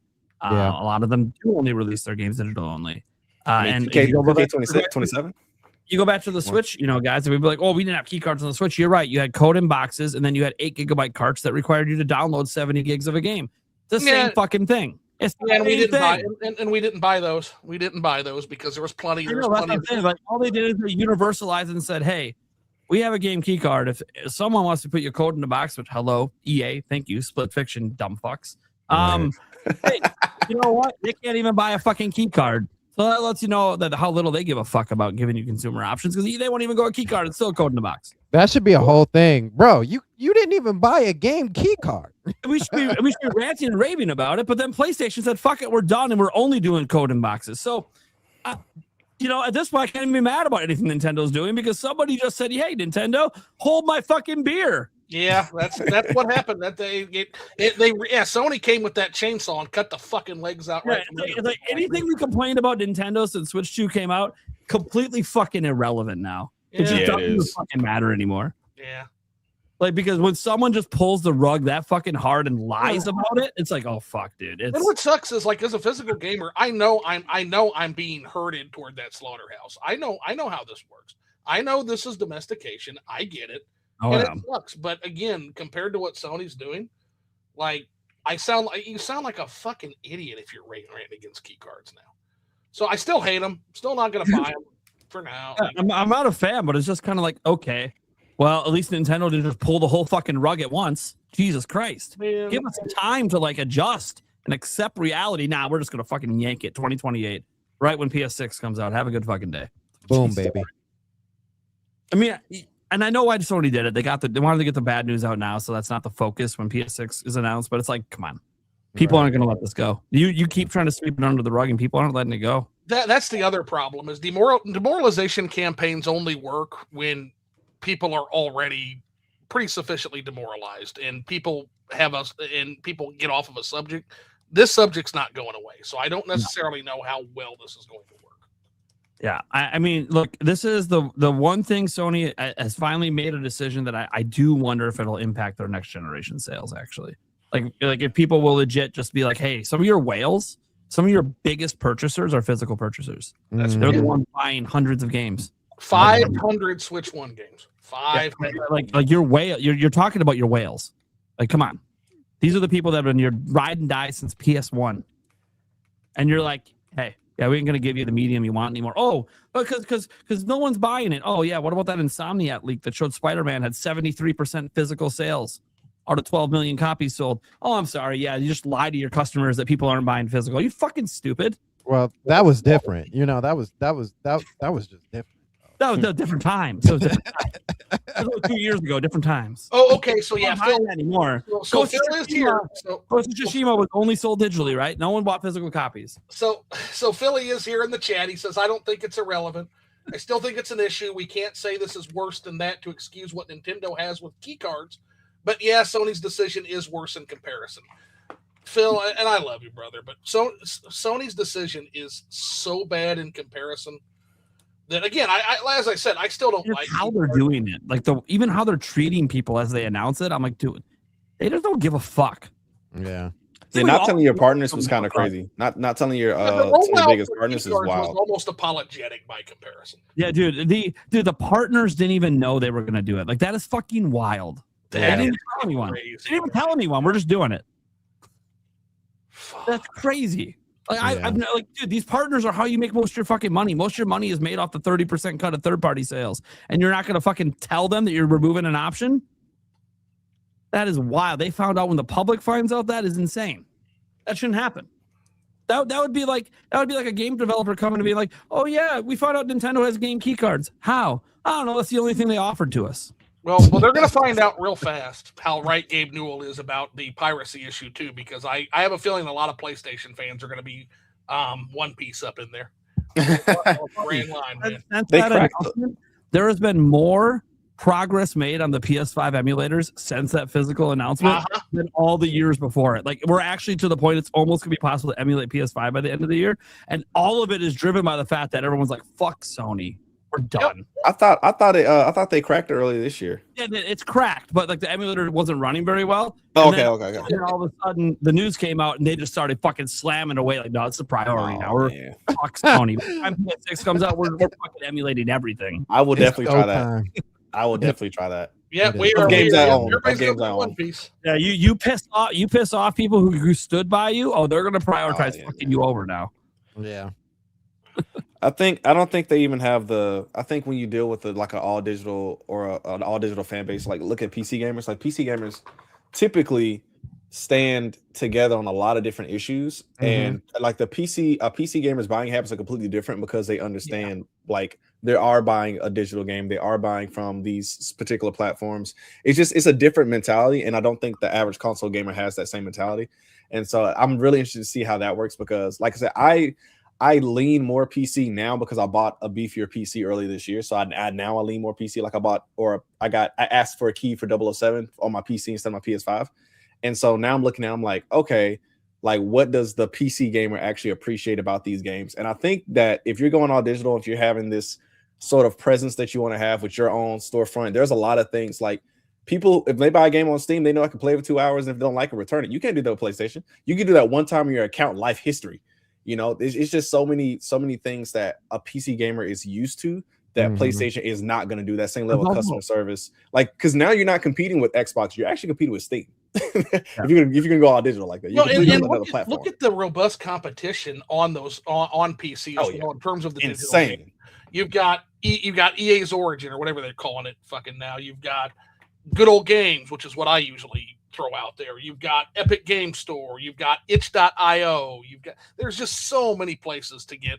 So that kind of, whereas consoles typically are closed ecosystems. That's the thing. Yep, and Sony's being sued over that right now too. Because they're arguing if you're getting rid of physical games, then you have a monopoly. But that was already an argument, which is why they had to sell stuff in stores. They already seen that coming. Yeah, Sony lost that lawsuit. Yeah. Sony saw it coming. That's why they said, no, we're still going to sell games in retail, just code in the box. It's like, fuck, that's going to be the thing that gets it tossed out, and it's going to be fucking stupid because we all know they're going to yank the code in boxes off the shelf eventually. It's going to happen. They're just not going to be. They'll be there at the start of PS6, and I bet you like 2 years later there'll be none of them on the. But the codes in the boxes are always in Bomba bins every time I go to Walmart. That's the thing about that, man. Well, like they're never. Yeah, I'll buy them then. Fuck it. You want to get me a $70 game for $5? Fuck it. Right, but I mean, but the thing is that retailers are only going to, when things go in the Bomba bin, there's a reason they're in the Bomba bin. It's because the game they're not doing so. That person, that store, that retailer, that manager, they bought those games for a certain price, and now they just need to get it the fuck off their shelves because it's not selling. Yeah, so I mean, look, they're not going to order more, and eventually you're just going to stop seeing them. I mean, we've been over this before, like Stash, and also had this conversation before. Like, dude, what's happening? They're just succeeding retail to Nintendo because they don't think it matters. Meanwhile, Nintendo is building literal stores. Like, they are building retail stores to sell their own shit. Like, they're going in such the opposite direction. It's crazy. Now, I do think Nintendo will probably eventually be all digital. I do think that is a thing. It's probably going to happen someday. It's not happening this gen. It might not even happen next gen. Nintendo actually believes in retail. Go to the stores. Look at the advertising they do inside the stores at retail when major games come out. Look at the shelves. Look at how big the Nintendo section is. It's almost still as big as it's always been. Why? Because people are still going to the store to buy their games. That's my background. Prime is I was a merchandiser. I was actually, before I moved up into executive leadership, I was a meat merchandiser for a grocery store. And that's the thing. It's it's retail shelf space is so important. Not only is that where you're going to showcase the things that you want the customer to buy, and it's a public place where they can peruse it.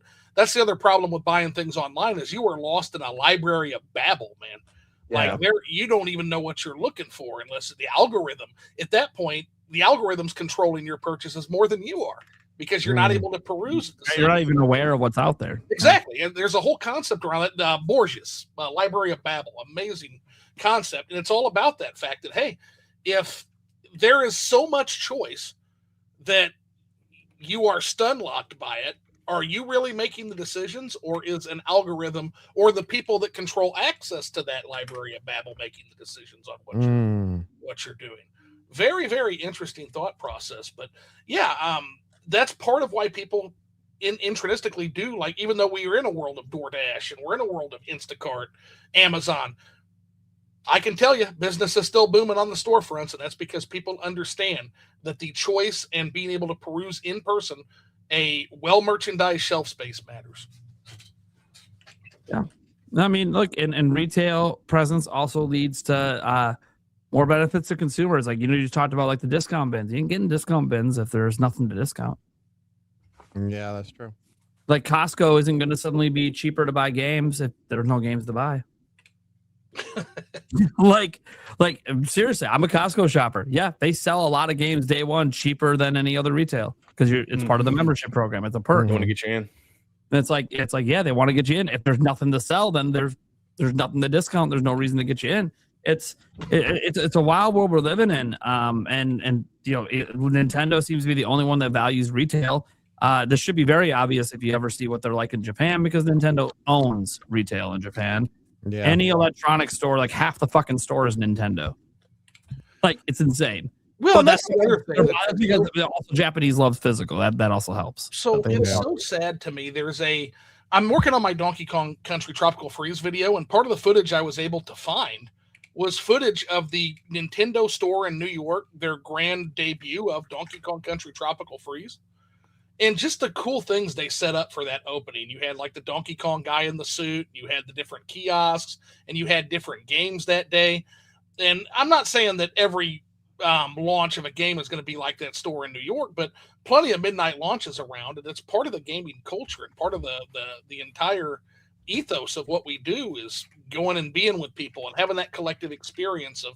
I'll never forget going to my local. It was a Walmart actually that did a midnight launch for the Switch 1, and just being there. There was only about 9 or 10 of us at that particular place. But we were there together, and it was this collective experience of us all being excited and waiting for this system to come out. And how long are we going to have that if they get their way on this, man? At Switch 2 launch, I actually went to my local GameStop because one is closer to me, and it was the manager's birthday, and like I got a birthday card, and we all signed it, and it was just like a really cool experience. And it was a lot of us; it was probably like 40 of us in line. But that was like really cool. And as a kid, I didn't really do a lot of midnight releases. My brother didn't really take me with him. I was, 7 years younger than him. And by the time I was old enough to buy my own games, it was still kind of just like go to GameStop and get a used game with my own money. But I didn't really get to experience a lot of that. And so to be able to experience is really cool, but you're not going to get that, in person as much. So yeah. I don't know. This whole situation's dumb. Sucks what's happening with that. It sucks, obviously, what's happening with, even people debating over this tariff shit. Obviously, people just want to be mad I get it. Dude, I'm a consumer. I'm fucking pissed about all the increased prices on shit, too. But you know what? When it comes to entertainment goods, you didn't have to buy any of it. You want to know how I know? I've been on a game buying freeze all year. I haven't spent 1 fucking cent on video games in 2026. You know why? Because it's my money, my choice. Yes. If I buy something, I don't expect a refund for it or a rebate. And again, get mad at the right people. Again, you're victim. I far be it for me to stand up for companies, but you are, in this case, you are victim blaming. That's what you're doing. The irony to this is, I do remember when this news first popped up about Nintendo and the whole tariff situation, and I remember people being like, once that stuff goes down, when they win, I'm asking for money. I'm getting money. I'm gonna get my money. And it's like, what money do you think you're getting? Like, you really think that after they win, Nintendo's gonna look like Oprah and be like, everybody gets money. Everybody, we all just passing out money to everybody. Like, look under your seat. You're rich. Sandstorm, I'll tell you, buddy, we really do our youth a disservice by teaching financial literacy and philosophical literacy at the end of education instead of the beginning. Yeah. You have to, if you live in a market-based system, you have to teach people how to think, and you have to teach people how to handle and navigate financial corridors. If you can't do that, what the fuck is the use of everything else? It's like, God, man. But we put these classes all the way at like high school and college. You don't even see one of these fucking classes till high school or college. Jeez. The funny thing is, in all of this too, and once again, I like petty Nintendo. And you can call me whatever you want to call me under the sea. But because somewhere in the article they were saying that Nintendo was like trying to alleviate some of the tariff situations, right? Yeah. So I'd be like, you know what? We were going to give you a $60 Star Fox. Guess what we gave it to you as? That's right, $40. But not even that. There's a section in there specifically, and I would use this as Nintendo too, from a business standpoint. You can buy games from Nintendo, Walmart, wherever for $70. Or you can go online and find that same game for a cheaper price. And I would be like, can you show us the record of where you bought this game from? Because if I'm looking over here and I see it's over at Best Buy ain't giving no deals. But Too if I much. see it over here at Best Buy and you got a discount for it, who did you pay? Because you No, didn't. and I get where you're coming from. That's too much work that Nintendo doesn't have to do. Nintendo's going to say, "Hey, sorry, you signed your contract and adhesion upon purchase. Have a nice day. Yeah, yeah. Have a nice day. Learn, Yeah. get a fucking financial education." I think it's just. I just think it's funny that people think they're owed something. Just to interject, whatever I got to say, Rand's got to head out, man. You want to let people know what you got going on, where they can find you? Hell yeah. Hi, friends. You can find me everywhere. I'm on every platform, causing shenanigans. My next biggest thing is I'm going to Pokemon Worlds / Pokemon XP. That's going to be in San Francisco, so I can't wait to do that. That's later in August. It's a great time. Gonna hop on Splatoon this weekend as well as Marvel Tokon because I love me some fighting games. And that game just looks beautiful. Jumping I into. hope it goes somewhere else, but it's not. It's going to be on PlayStation and PC. But whatever. hopefully, it's one of those Marvel things. Like for like a year because we're not giving you, one of our best. Anyway, but you can find me everywhere: YouTube, TikTok, Instagram, Twitter, everywhere. But yeah. Cy, All good right. meeting you, man. Good talking to you, man. I I appreciate you guys. Yep, you have to come have a drink with me at the bar sometime, man. Let's do it. Yeah, have a good one. Bye. Later, man. Yeah. Man. All right. Anyone else want to say some stuff on this, or should we move Yeah, on? I'll say one thing. All right. To everyone in chat who was there the first time when we talked about this a few months ago, I said it was stupid. They have zero chance of winning. And my opinion has not changed. That's all I have to say. Okay. Mic drop. All right. I mean, I think there's no better way to end it than that. We're just going to skip right over to the Q&A, guys. I know that means that we probably have a bit of a shorter show today, but if you can't tell, we're missing half our co-hosts anyways. And to be frank, my son's having a hard time with his blood sugar. It keeps shooting down. So that's why I keep having to step away. So we're just going to kind of zoom through this stuff so I can make sure everything's okay. But we will pause on any of these ones that come in that do need a little bit more discussion because it is pretty early in the show. So Steak here popping on just for a member for 9 months. Thank you so much, Steak. And then he dropped a member chat as well with the birthday. Is it someone's birthday today in the chat or? It's not my birthday. I don't know. I see a birthday thing. I don't know what it's for. I'm assuming it must be someone's birthday. Of course, have to keep it going. Nintendo Ninja Prime Beyond. It says bring back NFL Blitz, NHL Health, it, and oh my god, I can't fucking say it. I figure I say it every week. You know what? I did. We didn't have a show last week, so I'm out of practice. We need it so bad. We need it so bad, especially after today. 2K makes the big announcement. We get the cover athlete, we get all the additions, and it's just bullshit, man, because they got the Ultra Edition and Deluxe Edition only available on PS5. That gets early access a week early. Over on Switch 2, it's just the standard edition. Yep. No early access, and then there's no cross-play again, which in my mind, I'm thinking, okay, this is going to be 30 frames per second again. Because that's why there's no cross-play. You can't have 30 frames on Switch 2 and 60 on PS5 and play against somebody. It's never going to work. Right. It's just like, man, like it's just we need something else for hoops. They We do it on really purpose. do. Yeah. We didn't get NBA to run on Switch 2. They're complacent, and that sucks. And I know EA did attempt to get back into it, and it didn't work out for them. But I'm like, man, they're getting complacent. This is when someone needs to swoop in. Yeah. I think EA and 2K are in cahoots with each other. 100%. Stay on my lane, you stay on your lane. Yes. What I 100% believe that there is a gentleman's handshake on this. 100%. I'd put my house on it. Yeah. There's no way that EA would allow. Well, let me say this. There's no way that in any kind of shape or form that Madden NCAA works well, but you don't have a basketball game for college like that. It only if 2K was like, I don't want you bothering my numbers, and I'm not bothering your numbers. You stay on your lane, I stay in my lane. Okay. Absolutely. Hey, Steak gave a clarification. 12 months a member on Prime's channel. That's what the cake was for. Okay. And 9 months a member on my channel.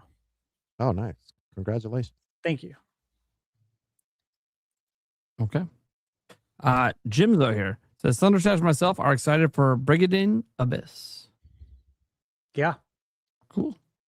Yeah, I'm excited. Switch 2 coming out in I think it's in August. It's soon. It's heating up here, guys. Man, my internet's even going wonky now too. Jesus Christ. Can we get the fiber to install out here, guys? Come on. There is a company bringing it out here, but they're like, oh, it might be till October. I'm like, God damn it, dude. I need to get off this fucking thing. I pay $200 a month for internet. It doesn't fucking work. Yeah, I feel dumb. Game. All right. Roger Enyer says, happy hump day to all. Let's go. All right. Thank you. Demonic Brawler apparently has a happy poop going on. I don't Hey, real quick, Jewel thing. It's a what Jewel is, thing. what is Brigadine Abyss about? Because that one's not been on my radar. It's a strategy RPG. Okay. Take a look at it. You can see right away. Yeah. Just in the screenshots that it's a grid-based strategy RPG. Beautiful. Yeah, check out the trailer, and then Noisy Pixel has a good preview on it. I don't know if you ever go to their channel on YouTube. Yeah, I know Noisy. I like them. They're very indie friendly. They're not too big. You know what I'm saying? Mm-hmm. Keep it real. Yeah, well, thanks, man. Yeah, this is on my radar now. Yeah, coming out August 26th. Okay. Nah, let's see if I can not butcher this time. Now we have the OG Demonic Brawler with that. Bring back NFL Blitz, NBA Jam, and NHL hits. Oh my God. I'm so sorry to the other guy. Apparently, if it's not Demonic Brawler super chatting in it, I can't read it. My bad. My bad. I feel terrible that I read that perfect, but butchered it the first time. That's my line. That's my line. Demonic Brawler, that's mine. You always say mine. Speaking of Demonic Brawler, he also gifted 5 memberships over on Stash's channel. And then he gifted a couple on my end as well here. Got one there. Appreciate and it, one brother. there. We know this is like your favorite thing you watch every single week. Thank you so much. We appreciate you supporting the show. And he's not done supporting the show because you know how the way he is. Here's another fiber. So I feel like knowing how Kiwi Talks plays around with his hints that in actuality, the WTF game isn't any of those games at all. Now watch it be Horizon. That was one of our early guesses, but I'll say this. I have the screenshot. He was pretty direct. It is one of these 3 games. He didn't beat around the bush with that one. Not a secret. So the question is, what little games are WTF to him? Like Black Myth Wukong's already rumored by Nate the Hate. So like it's easy to say that one just because of that. But we already had a whole discussion on it. You guys can go back and check that out if you want. And if you don't want to go back in this episode, check out our podcast clips channel. Eric will still be chopping this bad boy up and getting the clip up for you guys to go watch that segment if you want, where we went a little bit more in depth. Demonic Brawler says, my thoughts are the Ocarina of Time remake will most likely release on November 5th. Thursday? That must be a Thursday. Yeah, so was that the V for Vendetta day? Yeah, is that V for Vendetta? Remember the 5th of November? Also, that's the day that Dr. Emmett Brown invented time travel. Yeah. November 5th. Hey, wait a second. Wait a second. What's something more important for that day? Something a little more important on that. It's a Thursday. Okay. All right. Yes, so I mean, it's possible 2 weeks before GTA. Sure, yeah, it's possible. Yeah, Nintendo's probably not going to launch same week. So anytime before or after they want to go before, if they're worried about getting gobbled up in the algorithm, I don't know. Maybe they won't get goggled up. I mean, we are talking about the return of the highest rated video game of all time.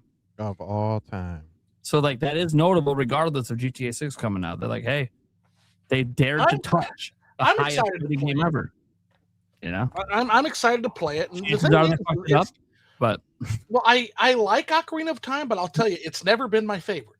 Yeah, it's not my top 10. for Zelda. It's never but been my I love favorite. it. I love it though. I loved it way more as a kid, but I love the game. It's awesome. Zelda 1, A Link to the Past, Breath of the Wild, and of course, the GOAT, Zelda 2, baby. In a world where we call it reality, everything is lesser than Majora's Mask. I just want to let you know. I mean, Majora's Mask was so interesting and inventive. I always tell people I would love to see an entire game just set in the world of Akana Valley. That entire area is so interesting, like an archaeological game or something. There was so many interesting ideas packed into that game.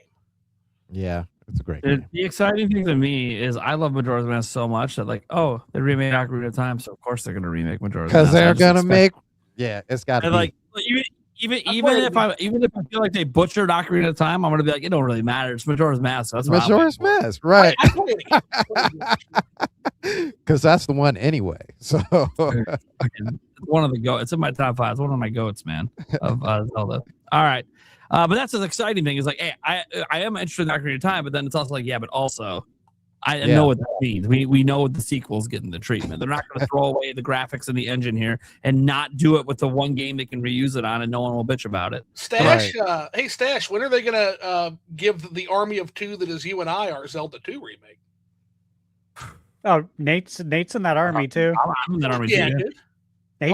Nate's a general in that army. It literally was my favorite Zelda game of all time until Breath of the Wild came out. Yeah, he loves it, dude. He loves it. Like, I love it. He loves it. It is the Zelda game I have beaten the most. It's so much fun. It's great. I've always stuck up for it. I probably beat it like 30 times, and I don't replay games. That fucking last palace with the fucking dude, that last palace is like the greatest ending of a video game. Those bird knights. Oh, they're scary. They're so scary. I love it.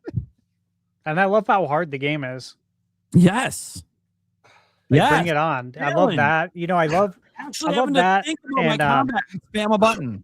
So Simon's Quest as well. Like that gets Simon's Quest. I love it. Yes. Simon's Quest. So my only question is, and since I've got 4 Zelda 2 fans here, it's so rare for me. That's awesome. Do we 1-for-1 remake Zelda 2, or do we clean up the Death Mountain area and the long walk to the Grand Palace, or do we say no, fuck that, 1-for-1 remake? They would clean it up. I think they would clean it up. Could you imagine reviewers playing that today? Like today's modern day reviewers? They can't even jump over the 4 out of 10. It'd be like a 0. They wouldn't even get past the first dungeon. Let alone Death Mountain. They're not going to get through Death Mountain. None of them. It will be the death of them. Literally. They'd be like, this game is so archaic and I don't understand how it works. Yeah, archaic is the word they'll use. I guarantee it. I would love for it to be 1-to-1 just so I can shit all over reviewers that forgot how to play video games. Sorry, all 4 of us. We would have to do a live stream and show them how to tell you where to go. My bad. You actually have to explore. Do you even know what exploration is? Oh, you play all these open world games. Cool. How many of them are you just running the checkpoints? Right. You even know how to fucking explore in a video game? No? All right. We don't have to show them man, dude. Every fucking tree could be something. You got to test it out. You got to test it out. There's no hint. No one's telling you that particular tree is one you can burn down. It looks the same as the rest. You got to fucking explore, baby. All right. That's the beauty of it. And then getting that red candle really helps you. Oh, the red candle. Then you didn't have to go back a screen. Yeah. Pitch black screen. Yeah, that would be where the review played the game when you got that candle, man. It changed everything. Best is when you burn someone's house down, which is, of course, the bush that they're hiding in. Well, hey up, bro.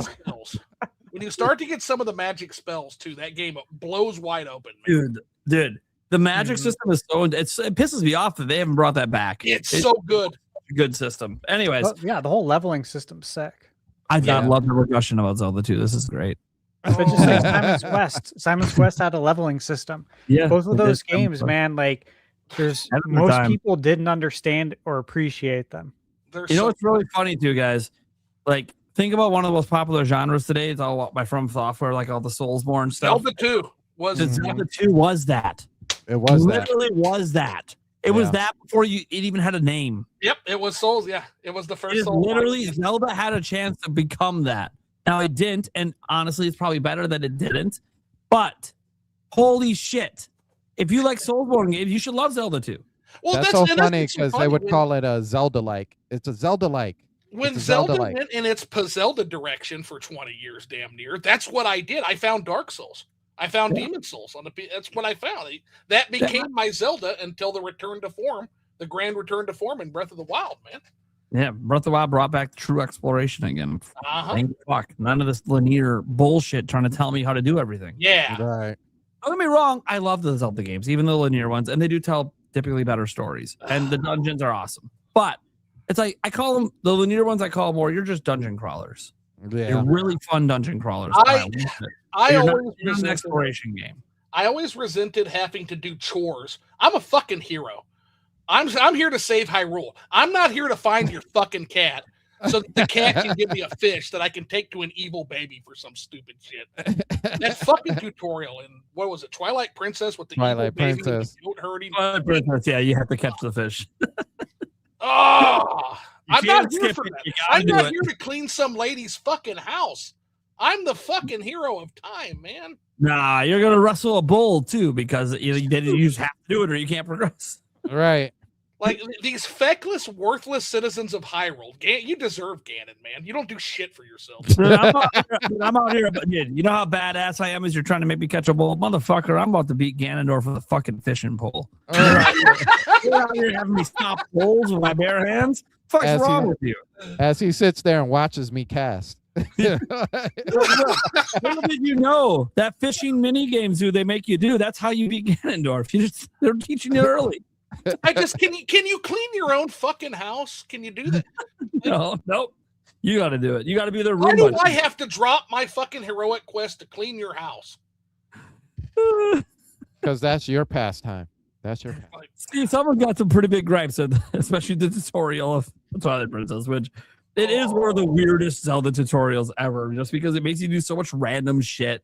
I'm like, why are we doing any of this? So this doesn't make any sense with this. I can't unhear because there's like 5 fucking mornings that pass in that tutorial. I can't unhear. Hey, I can't unhear that stupid motherfucker wake me up every morning for 5 more.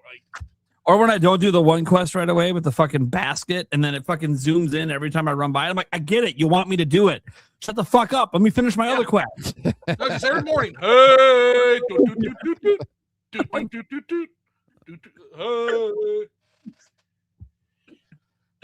Well, I do that Twilight Princess once I'm past that part, but the tutorial is pretty brutal. One of the worst, definitely the worst in Zelda. I'll say that. I'd rather it just be like Zelda 1 and 2, just drop me in and it'll tell me shit. And the evil Machiavellian baby is fucking creepy. I'm sorry. Yeah. Oh, the little evil baby is always funny to me. Well, With the eyes. the weird fucking NPCs, the fucking belly shirt clown and fucking evil baby and the unibrow guy with the gigantic fucking unibrow, like the snot bubble guy. Oh, Snot Bubble guy is hilarious. Snot wad guy, like these are weird people that can't do their own shit. Well, the Modern Brawler's coming in here with a bold prediction. Let's see what you guys think about it. I think the next 3D Mario is going to be in March. Ooh.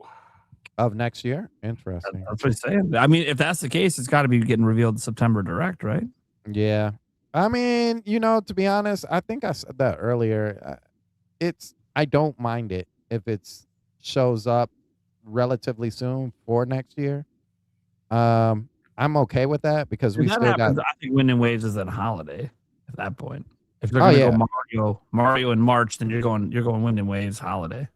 To be honest with you, too, I mean, going off of most of the track records, most of the generational Pokemon are in the holiday anyway, aren't they? Usually, they typically launch. I mean, there are some that they've launched early, but most of them have been holiday. Yeah, and I think Wind and Waves has. Now, don't get me wrong. I love Mario, but I think Wind and Waves is like a much more sought after game than Mario at this point, especially with how people reacted, and that's coming off of us not knowing anything about, like, not seeing any trailers or anything like that. But I just feel the vibe for Pokemon Wind and Waves. A lot of people are like, okay, I got to buy my Switch now because I need to get that, especially before that price hike. So, yeah, I think Wind and Waves next year is the holiday title. Oh, you gotta be, man. Yep. I'm going to wait and see, obviously, for what other games get announced for next year. I suspect we'll have at least one more surprise for us at the September Direct for 2027. And we think of Mario because, one, it's been forever since we got one, and Nate the Hate said it would be next year. And he's been right about everything else this year. So, I gotta say it. I gotta put my heel hat on. If you look at the screenshots with Wind and Waves, and then you look at Scarlet Violet, tell me what I'm missing, guys, because I don't see much of a difference. If you look at them directly, I think it's going to be. So. Here's my thing with Pokemon, and it's always kind of been this way. I don't think you really understand or really realize how much of a difference there is until you actually play the game. Like I don't ever think that Pokemon has, besides going from 2D to 3D, I don't think it's ever had like this one big like, whoa, the difference between the last game and this game are ginormous. I don't think they've ever really had that. I always think it's been incremental. And I'm not a graphics guy. Like, I don't care. I always enjoy the Pokemon games. It's just that, like, when people were saying, oh, this is the next gen thing, I didn't see it. Again, it's not something I'm going to care about. I'm going to play it anyway. But you can't unsee it once you see the screenshots direct. But you're right. There'll be other things that they focus more on, like the systems and the mechanics and nature, probably. Would it be crazy if we could do the GTA thing and go in every house? No, I bitched about that on your podcast. Yeah, where are the buildings? Where did the fucking buildings? What about the Legend of Zelda? Let's go in every house outside like our ancestors did. Yeah, it is weird that Pokemon. Oh, we have this big sprawling city. You can go in like 3 buildings. I'm like, what are we doing?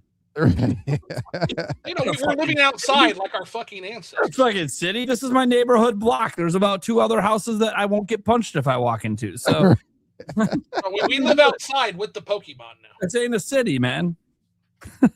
Anyways, speaking of Pokemon, Poke91 did a member chat saying, "Please, for the love of God, drop Coliseum on NSO." I mean, that's already promised. It's just I don't know when the fuck they're gonna do it. They're slow. They're so slow with the GameCube releases. I don't know what the holdup is, to be honest. I don't know if they're just really struggling ironing out any of the emulation bugs. I don't know. But I think it's got to do something with the emulation at this point. It has to be. How are they having this hard of a time? They announced this before the Switch 2 even fucking came out. Like, man. I think we get a new game in August for GameCube NSO. Makes sense.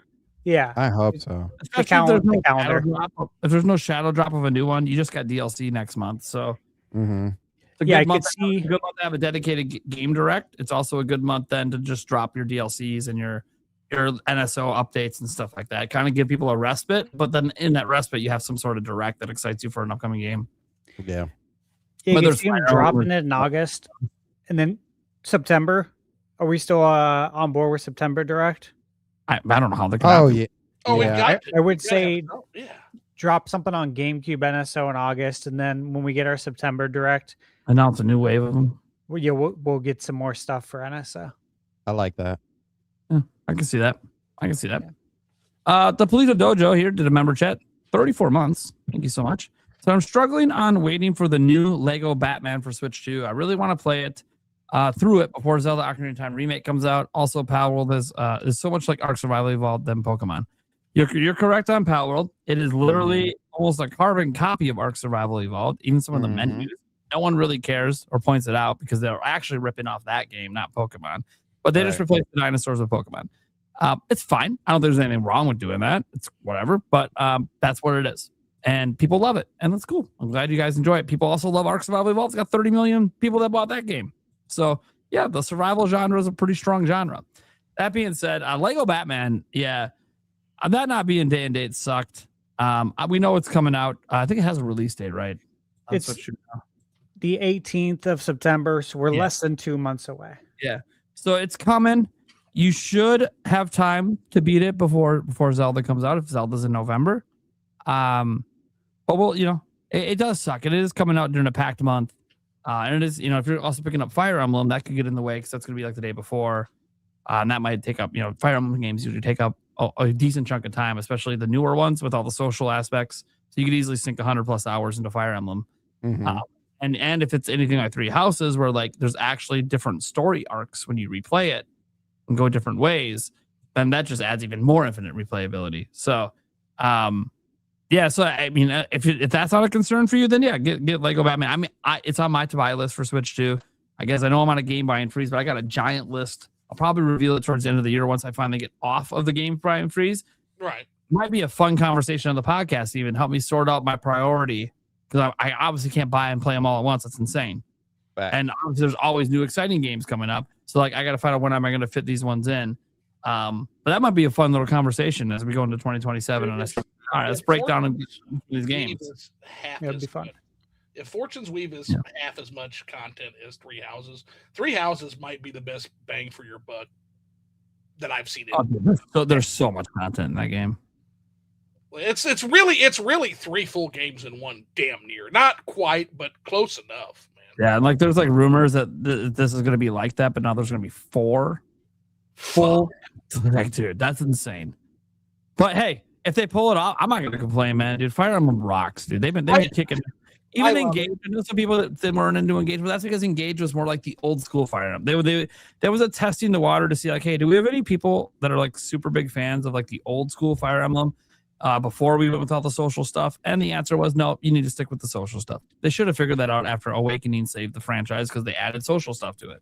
Are we worried that the progress on Fire Emblem's ascension into a fairly large franchise for Nintendo might have the legs cut out from under it with the higher pricing? It's still relative. I mean, it's bigger than a lot of games, but it's still relatively niche compared to some of your bigger titles. I just hate to see people get impacted by that, man. If I was gonna be honest, I'm going to say no. Because I'm buying it day one, but I worry. But the reason why I say no is because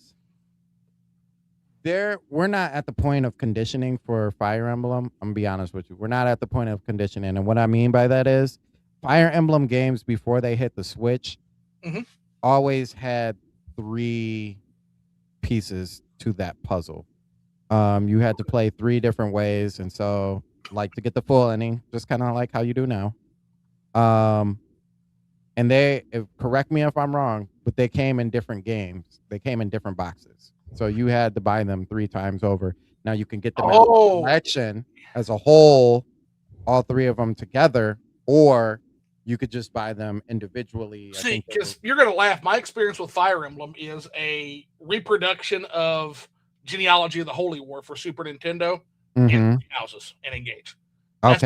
That's my Fire Emblem experience, but I love Three Houses to death. I'm going to love Fortune's Weave, I can promise you. If any game is worth $80, I can tell you guys it's Fire Emblem. It's there. The content is more than there. I just worry about scaring off some. Oh, bro, I appreciate that. He said it was Just Fates.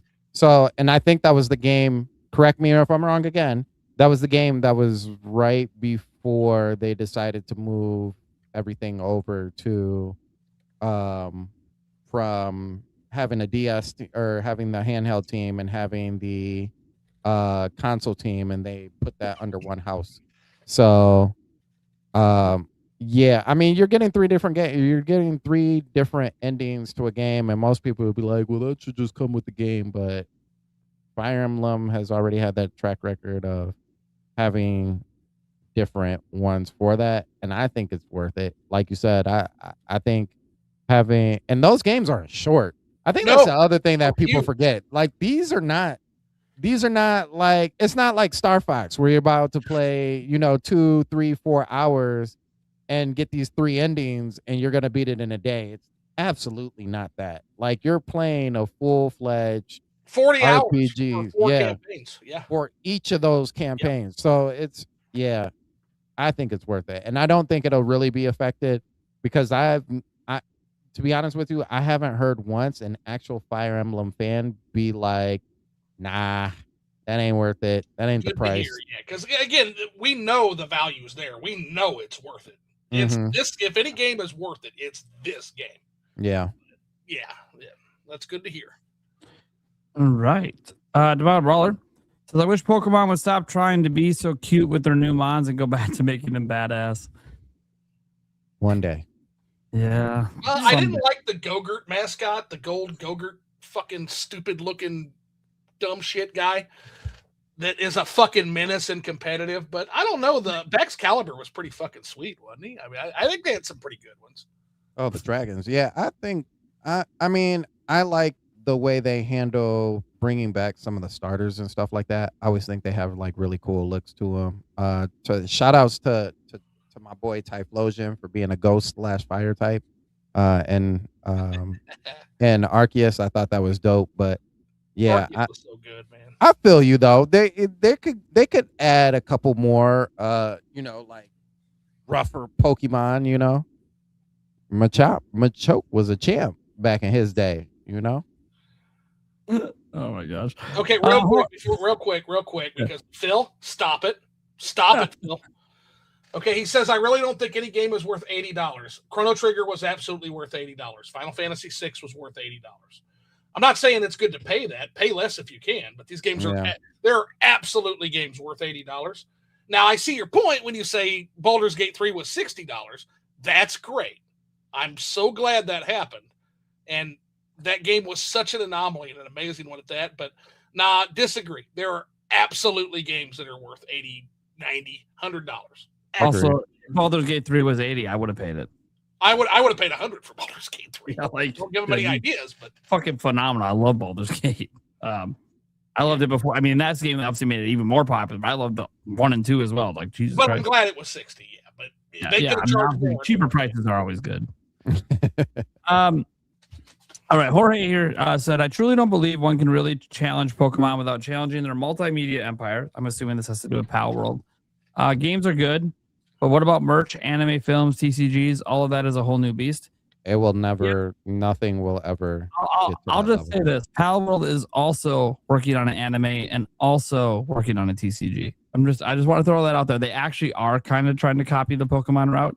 Will it ever be as successful? That remains to be seen. I have no idea. That's a future projection. That look, they charge less for their game than Pokemon charges. That helps get more copies out there.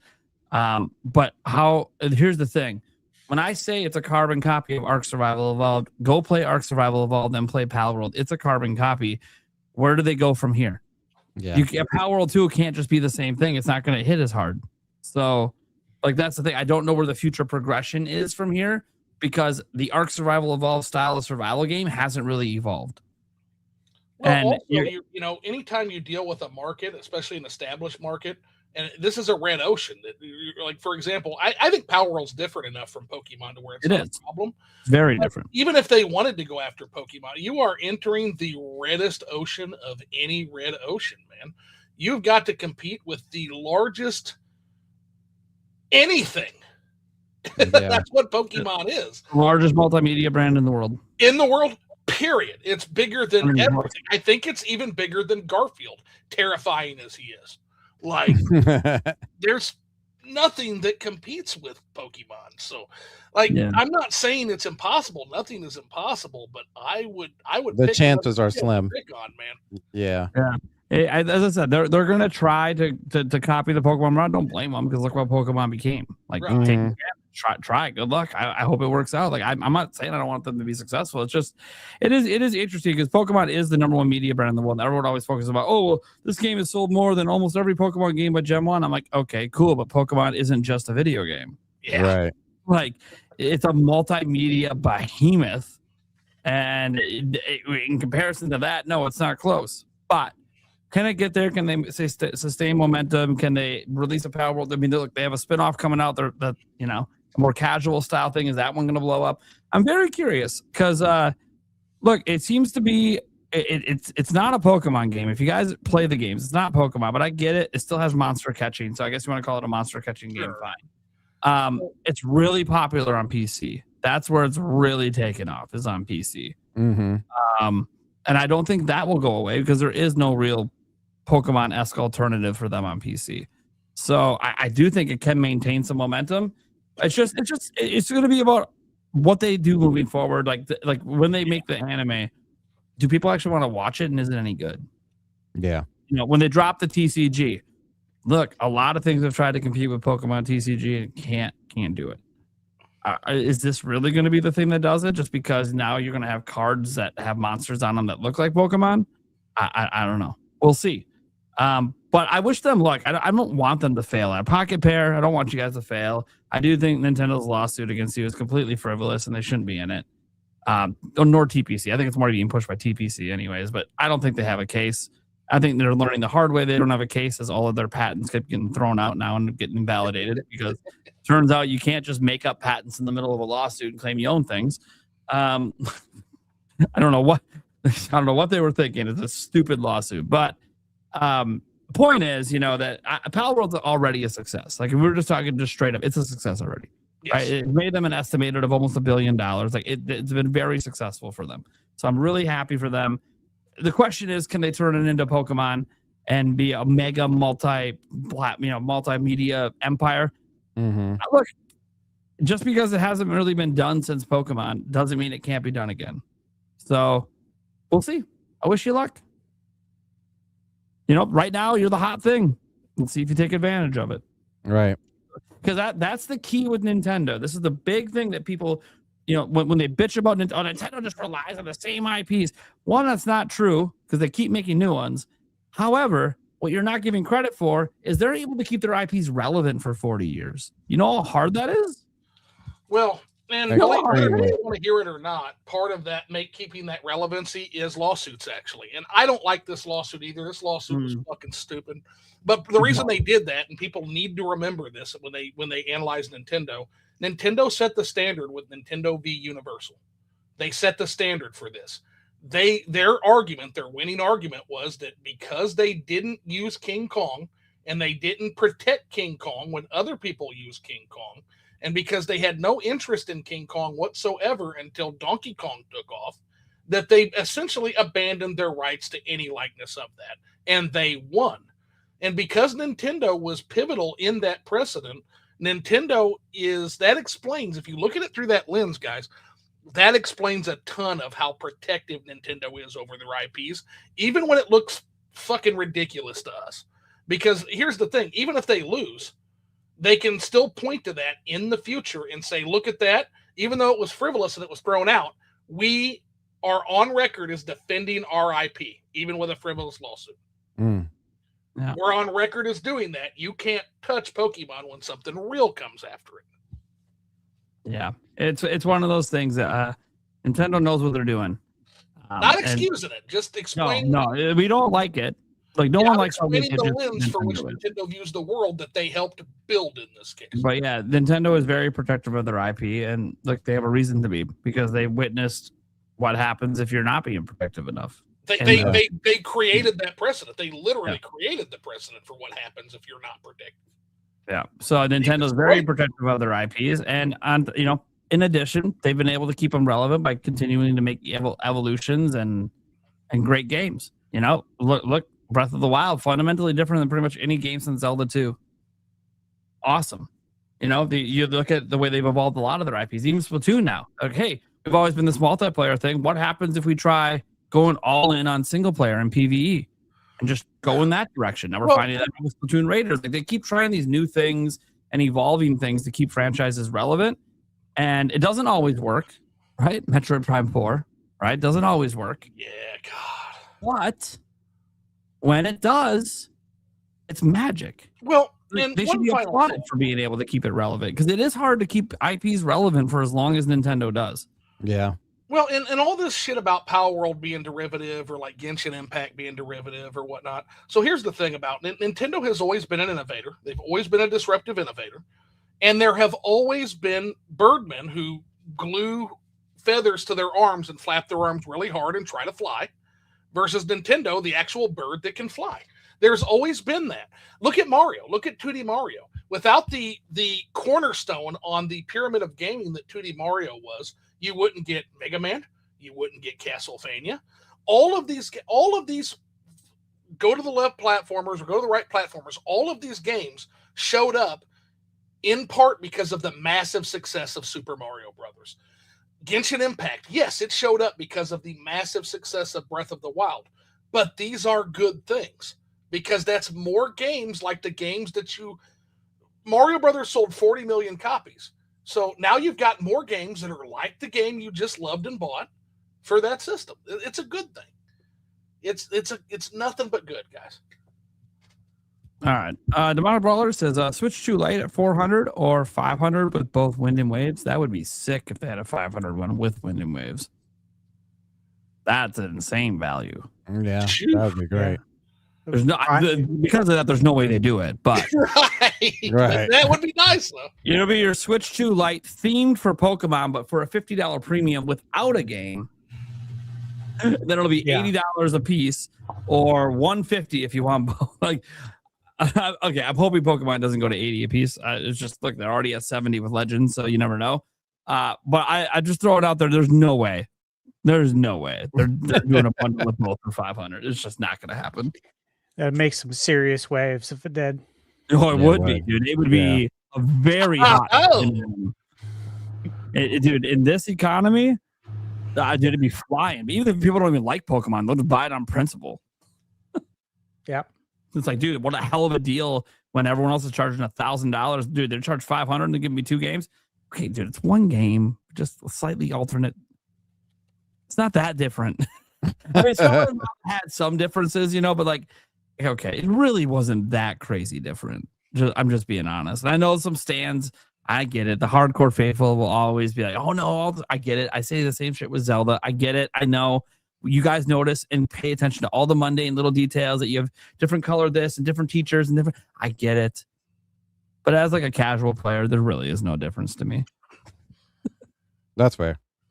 But that's because I'm casual. But the hardcore are always going to know. Like, they're going to be super into that. Different story. I totally get that. I understand because I'm that way with other games that don't really have, if you think, like, I buy Madden every year. Let's just be realistic here, all right? Don't listen to anything I have to say. The fact that I buy Madden. Hey, there's nothing wrong with playing Madden. Madden, I want so bad to have a physical game for Switch like Madden. But it's a fucking game key card. Yeah. Yeah, I just don't care about it with sports games because they're annualized, so the physical aspect is just so irrelevant to me. Although I will say, I say that, I'm so happy I still have a physical copy of 2K5, NFL 2K5, baby. Oh, nice. I still have that because that game, dude, it's still today like the best fucking NFL game ever made. NCAA 2003 or 2005, I forget which one. Oh, it was so good. 03. Yeah, 3. Yeah, okay. Yeah. 03, I think, was the real. I mean, 5 was fine, but 03 was. Dude, me and my dad played the fuck out of 03. Oh yeah. So we got Resist NWO saying, Stash, your OLED prediction guarantee. Is it like Mario Kart DLC? He's comparing What, that we're gonna get Mario Kart DLC? Yeah. I mean, of course we're gonna get Mario Kart DLC. That's guarantee it. Dumb. Like, they could just be pissing away money if they didn't do it. Right. Yeah, folks. That means they're not going to give you the DLC for free. I just don't. That was just an unrealistic expectation. I get it. I get it. They're not giving you the shit for free. It's not Splatoon. Splatoon, they give you for free. They've set that expectation, but they still have expansion passes. So, Wink to Man says, do you think we're going to switch to OLED or a Switch 2 Pro? So, do we think it'll be also beefed up in specs? No. That's no. So here's the thing. I don't think people, I don't know if people really realize this, but they made that system to be as jack of all tradesy as possible. The moment you start messing with one thing, there's going to be a problem with something else.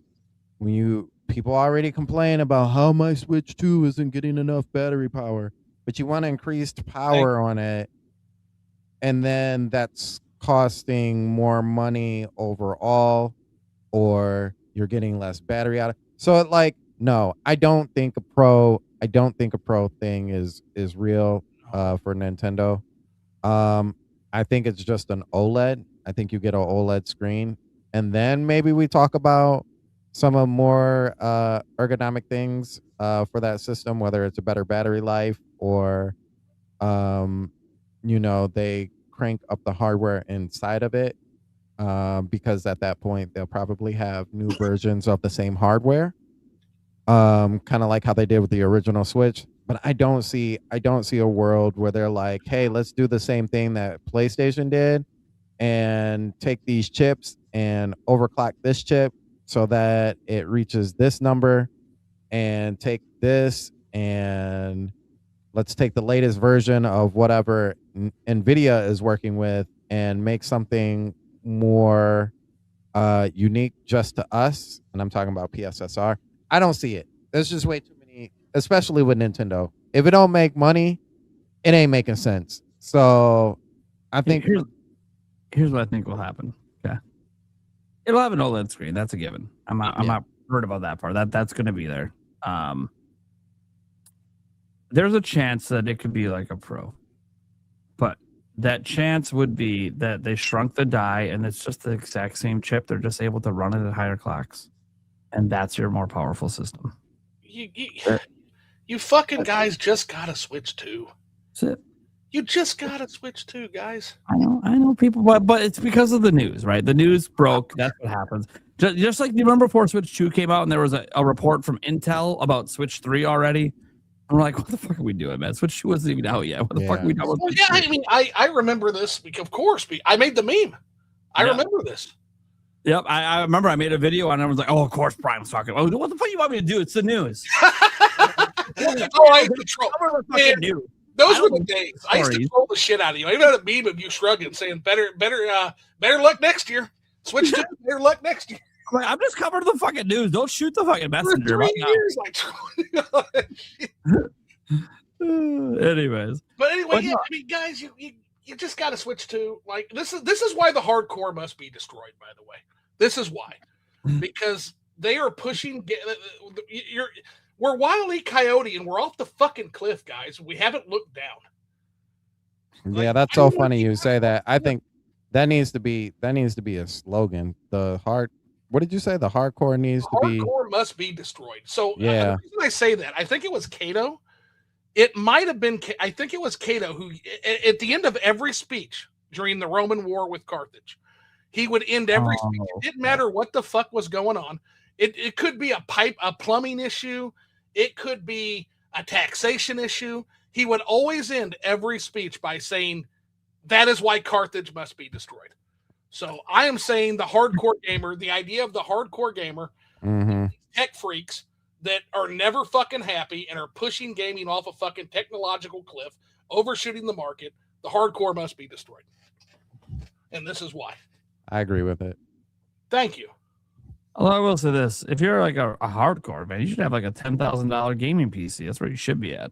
Yeah, that's where you should leave you the fuck alone, man. You're just flaunting your money and playing your shit. No one's gonna care because everyone knows they ain't touching your 10,000 rig. We don't give a shit. Right. You know how unrealistic that is for pretty much everybody else. and enjoy $1,000 computer right now, let alone a $10,000 one. Fuck, enjoy, man. Have fun. And enjoy your Switch 2 emulator. Enjoy that half that fucking budget went to a graphics card. All right. Seriously, 59 is like fucking $5 or $6 grand right now. It's so stupid. That's dumb. Okay.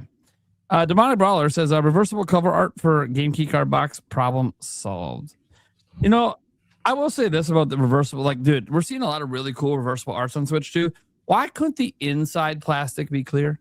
Thank you. Oh yeah. Thank you. There's no benefit to it. Be like, I get making the outside red, make it stand out from Switch 1 cases, right? But the inside could still be clear. There's no real reason they had to keep that red. It's muddy. You can't see the fucking inlay art. Yeah, it's money. It's money. I know that it's how they casted the cases so they don't have to, like, you know, double cast it and have like a clear side and a red side. But I'm like, I get it for manufacturing purposes, but also, come on, man. So right there. Start your downloads, people. Nintendo, you yourselves are using reversible cover art. Like, come on. So speaking of hardcore gamer freaks, am I the only one who buys the Switch 2 game and then takes the inlay art out and puts it in a Switch 1 clear case and then puts my cart in the clear Switch 1 box? You're probably not the only one. Am I the only one? I can't be. I also buy fucking Switch manuals for my Switch and Switch 2 games. that are homemade manuals. Dude, no, there's like a market for this. It's like legit. You could get manuals for all the modern games. It's Yes. actually, wow. it's actually kind of neat, to be honest. Super cool. Yeah. Very nice. Yeah. It's, You know, a it's- lot of the it's- key cards have reversible covers, guys. Yeah, and it's like vinyl, right? Like it's still around. It's niche. Same thing with what Zoo's buying over there, man. Mhm. Yeah, it's niche, but you can still get them. That's what's really cool. Yeah, they're unofficial, of course, guys, but it's not the point. It's about the nostalgia, and it just feels right. And it feels. Oh, okay, pause. It feels right. It does.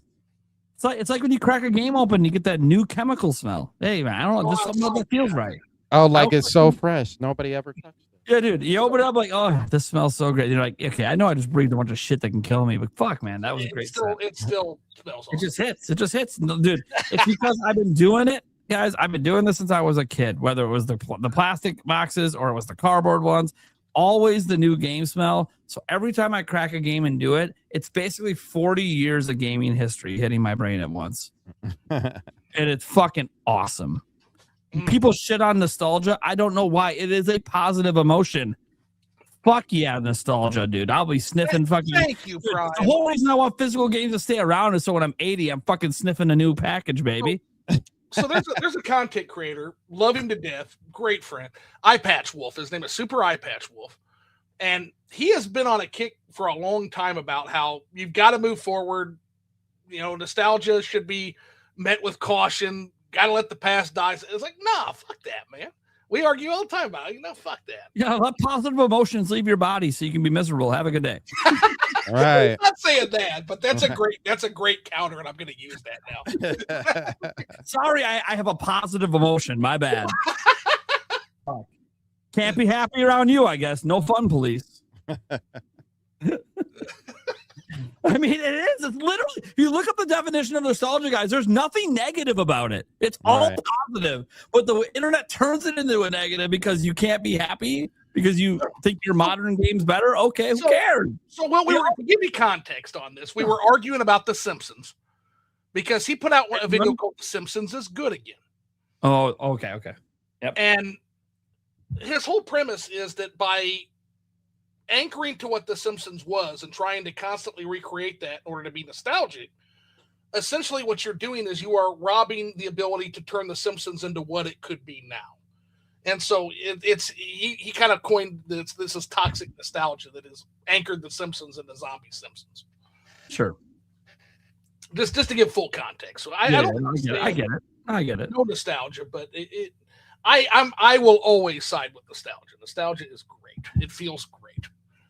Dude, it's such a positive feeling. Like, oh, it's holding things back. I'm like, okay, I'm sorry that you're unhappy. You're just telling me you're unhappy. That's all you're telling me. I'm happy. I'm not going to apologize for being happy about something you're not happy about. Amen. You know, when Tears of the Kingdom came out and people are all like, we need a new Hyrule. I'm like, dude, it's my favorite fucking game of all time. I don't give a fuck if you're being happy. I'm happy. Not only that, but you can point to a game like Breath of the Wild and say, actually, it's more Zelda than the last fucking 5 Zelda games. Shut up. Yeah, well, you don't want to do that argument. Then Zelda, I'm like, oh, shut the fuck up, man. I've been there since back to its roots. Dude, I was fucking born when Zelda came out. Get the fuck out of here. Yeah. Okay. I ran fan sites. I've been doing this shit for 35 fucking years, man. Hey, I'm sorry that you've only played Enuma Zelda. No. I'm sorry about that. No, I like Enuma Zeldas. I do. But hey, that's not the way the series once was. Mm-hmm. Right. Like, there are other types of Zelda that you're just not allowing yourself to fully enjoy because you like a certain type. Anyway, that's fine. And Dungeon crawling Enuma Zeldas are Zelda fun. sells okay. Yeah, Enuma Zelda sells 4 to 6 million copies every time it comes out. We can have both. I mean, Twilight Princess was the highest selling Zelda before Breath of the Wild. Well, not to count for pop growth. It's original Zelda. Wow. Yeah. I know. Yeah. There's depends how you want to crunch all the numbers. Zelda. But it was, it's really successful. And look, I like Enuma Zeldas. Dude, they're some of my favorites. Majora's Mask. Again, that's all basically. I don't know. Actually, it's 2 guys. You make sure we give credit. There's 2 people. 2 masterminds. Second guy never gets as much credit as he should get, but. No, and then there's the guy. Who's the other guy that did Link's Awakening? That's like its own fucking thing, and he also did Majora's Mask, a lot of it. So there's Enuma Zelda, there's Miyamoto Zelda. Remember the guy who did Link's Awakening? Did he go on to run Mario? Yeah, there's that weird guy Zelda that I fucking love. I keep forgetting names. It's gonna make me mad when I look at them. I'm like, oh yeah, I knew all this shit because I used to fucking talk about all this stuff. I don't talk about it that much anymore. Okay, let's get on to our next super chat here. Demonic Brawler with the big one there. Says the biggest issue isn't even not having physical option. It's that Sony is known for not renewing licenses and taking away access to the player's digital products. Also, several gamers have often had their accounts hacked. There's been there's a lot of truth to this. We've all followed the reports of that. We see that people get their account hacked and they can't even get it back, even though they've provided all the evidence. A lot of the digital goods, guys, that people talk about removing have to do with like music and movies, because Sony loses the rights and then they have to remove it. I think that I'm going to be completely honest because some of that isn't like Sony's fault because they just have to do it legally. I think for that part, and this is the part, guys, the all digital future, we all know it's coming. For many people, it's already here. One thing you should be focusing on if you know you're not really trying to advocate to save physical, because I get it, it's a losing fight. It is going to go away entirely one day. We all are aware of it. We're just trying to delay it for as long as possible. Let's not demoralize. Yeah, we're trying to delay for as long as Nintendo keeps it going. We at least are pushing it back another gen. We push it back another gen, at least for one system. But what I will say is you should also start fighting more for your digital rights. Yes, so you should get the laws changed. So if you've already purchased a license to watch a movie or show, even if the place you bought it from loses the rights, you don't lose your right to that. And you get to keep that in your library. That just needs to be a law change. The laws right now dictate Sony has to remove it. The law has to change. Yes, Sony can stop selling it and stop listing it on their store. Absolutely. You know, we're not saying that they have rights to other people's movies. They can yank the rights. But if someone completed a legal purchase of a license for that movie, they should get to keep that regardless of the fact it got yanked from the store. Yeah. But that requires the laws to change. A lot of the stuff we get mad at Sony about, I got to be very clear about this, they don't have a choice. They have to remove it. Yeah, you're right. We need laws to change, and that's this is just one example. You can apply this to games as well. You know, games get delisted, but hey, you bought a license key, you should get to keep that license key. Right. Again, the digital right laws need to change, and I think people are so focused on the wrong way that they're like, yeah, but let's work on the digital rights. There's been an issue with this for a while that's only going to be exacerbated once there's no physical. So we got to work towards that, which means you got to start paying attention. To a lot of stuff going on out there because there are people trying to fight for it, but it's just not getting enough attention to actually make it happen. Yeah. And if anybody has ever played Rock Band or plays Rock Band still, it's one of my favorite games of all time. It's happening right now with Rock Band. Rock Band is having to delist it. So they literally took Rock Band 4. They're done with it. They're taking it off store shelves because they're not going to sell any more of that because of the rights to the music are starting to expire. They are also week by week, starting with the oldest songs, going to the newest songs, mass delisting all of the available DLC for Rock Band.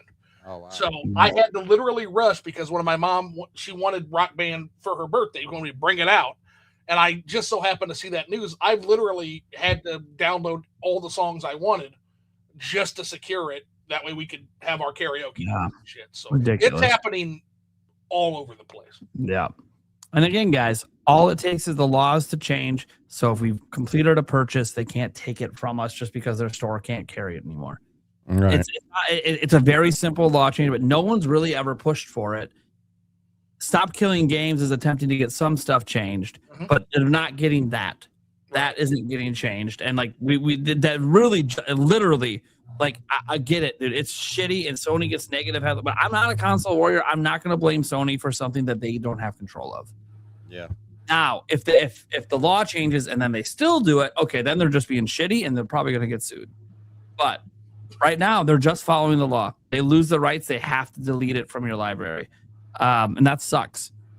So there's a lot of reasons to be negative towards these companies, but I got to defend Sony on that one point because they literally don't have a choice. And that sucks. It sucks, you know.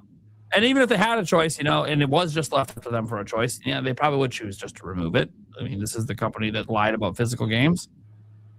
Sorry, I have such a hard. My problem isn't that they're going all digital. I knew they were going to go all digital with PS6, right? I've known this for a while. Like, yeah, they're going all digital. The moment that PS5 launched with an all digital option, I'm like, okay, PS6 is just going to be all digital. Yeah. I knew that 5 years ago. it's how they deliver the news, the lies they're telling about it, and the way they're basically blaming the consumer. And then that report comes out from Jason Schreier about how Sony really feels about fans. And it's like, yeah, okay. Yeah. Dude, Sony, fuck off. But then also, I'm not going to blame you for something that's not your fault. So it's like, I can be mad at them, but also be like, yeah, but okay. Just like with Nintendo, if I get mad at them, not everything's necessarily their fault. Yeah. Proper consumer advocacy requires us to know what you're talking about and have good foresight. Here's the thing, guys. Things are bad enough. You don't have to fucking lie. Yeah. It's bad enough lying. MLB Slugfest? Hell yeah, dude. I wouldn't mind Slugfest coming back. Shit's good. Wink the Man says, do you think Ocarina of Time Remake will be non-linear, allowing us to visit Jabu Jabu or the Dongo's Cavern first? I don't. I think you will be able to get so far, but like Lord Jabu Jabu, for example, because I've asked this on multiple podcasts. But I think one of the smart ways to do Lord Jabu Jabu so that you can't do that is by just throwing him under the water. Like, so there's that area, behind Zora's domain where you find him and you meet him. If I'm not, I haven't played that area in so long. It's been years, man. But I feel like he's there already. And he's sitting there, but you can't go inside him, until you get the fish. So I think to kind of alleviate that whole section, I think it's going to be one of those, this is the loading screen of him coming out of the water and you go inside his mouth type of deal, and it runs that way. I just really see it being really hard to try and have a whole dungeon inside of a whale unless the whale is like ginormous, because that dungeon to Jabu Jabu's body is not is far away from 1-to-1 as possible. So the only thing that I have to have from Ocarina of Time Remake on this is that fucking fat ass King Zora guy. King Zora, yeah. To spend 30 seconds fucking shipping this fat ass. You better not change that. Classic. You better leave that shit fucking in. He had his little stutter step and yes. Yeah. It has to be classic. I want to see a modern gamer's frustration at it who's never experienced it. Also, you better do some fuckery with Gabora. I want to see new players who have never played it. I want to see them get so fucking pissed they keep repeating it. Yeah. Did you understand everything I said? Yes. Or no? No, I don't want you to repeat it. Okay, I'm gonna repeat it again. They put the answer the opposite way of the rest of the game. It's the opposite way. You keep spamming through it, and you just repeat. It's like, hey, whoever came up with that, by the way, Nintendo, you are a troll, and I fucking love it. All you had to do is reverse the answers, and you fucked with everyone. Like, why does it keep saying the same thing over and over again? Oh, okay. I pressed it. Dang it, I pressed it again. Did you get all that? No is the default answer. No. They knew you were skipping through it, man. Oh yeah, they knew you're spamming. They're like, oh, we're gonna fuck with them. I'm like, God damn it. I can't wait to see a modern gamer who's never played it run into it and just be like, what the fuck? I'm like, this is so dumb. Nintendo knows how to troll too, motherfuckers. Same speed, same cadence, everything. Just super fucking slow. I'm tired of this game. It's archaic. I don't like the way that it's written out. Well, I guess, you know what? Now that we talk, real quick, Prime, now that you say that, it might not even, it possibly won't even be a thing if we're expecting voice acting. So. Well, it still could be a thing. It's just voice acted, which makes it even more annoying. Oh, yes, I'm going to say it again. Yeah, he's gonna repeat that voice line on repeat over and over. It just makes it worse. So I think, yeah, it totally works in voice acting. Obviously, guys, we don't know if they're going to do voice acting, but I mean, they're acting like this was like based on how they revealed it, just the teaser. They're acting like, hey, we put some fucking serious dough into this game. All right, well, yeah. I expect voice acting then if you did that. I mean, you already set that standard with the 2 prior Zelda games, so right. Prime has so much fun with Zoo. Dude, me and Zoo can shoot the shit all the time. That's the way it is, man. Oh, but yeah, if There's so much shit. If we had the fucking time, we could be shooting the shit for days, man. All right. Next up here, we got one more after this. Monterey says, LMO, imagine Link as sarcastic with Zoo's voice. So Link would be kicked out of the fucking village. Link would be banished. To be fair, man, it'd probably make it a better game. Yeah, I'm not doing. It's like, hey, I need you to go fetch my slippers so I can give them to my husband so he can give you a fishing pole so you can catch a fish. No, just no. I'm a fucking hero. I don't have time for this shit. No. All right. Our last one, Modern Brawler says, I want a t-shirt that says, I'm the effing hero of time. All right, man. I'll hire someone. We'll get it on the merch shop. All right, man. We need something custom and unique so Nintendo doesn't get mad at us. Well, okay, we'll figure it out. It out. It looks like Link, but it's pretending not to look like Link. All right. Well, that was our last one we had of the super chats and stuff. So thank you guys so much. We'll go around the room, let people know what we got going on and where they can find us. Obviously, shout out to Sayuran. Link down below if you want to go check out his content. He makes some really good stuff. And he goes to a lot of like cons and stuff too. So like if you like to travel and go to all those different conferences, sometimes you might run into him. That's actually how I ran into him multiple times at different ones. So he loves going to that stuff. Let's get to Sandstorm, man. What do you got going on? Where can they find you? Oh man, you can find me on Instagram. You can find me on Twitter, YouTube channel at Sandstorm Show Rebirth. We just got back into the swing of things. Shout out too, because I haven't made this official via Twitter. But shout outs to Vigilante. He's the 6th person in our mega group of the Sandstorm Show. So shout outs to him. You'll see him in a lot more rotations. I did want to do this real quick shout out because you got a bigger channel, Prime. So pardon me. But while I was down in Houston, we went to DreamCon and I got the opportunity to play 2 very unique games. One game is known as Ninja Man Here. Yes, I will keep the QR code. So if you want to bring up your phone and check this out. Let me full screen you. Here you go. Oh, thank you. This is an absolute hilarious game. Okay. You play as a ninja with the gold chain. You out here slapping other ninjas around with your gold chain. And and you show the ladies some love to get them in the club. That's what I was told. So definitely check out the Instagram. They do not have a demo yet. It is still in the GoFundMe stage, but definitely a really fun game. Now, this game does have a demo to it. This game is known as Yasuke.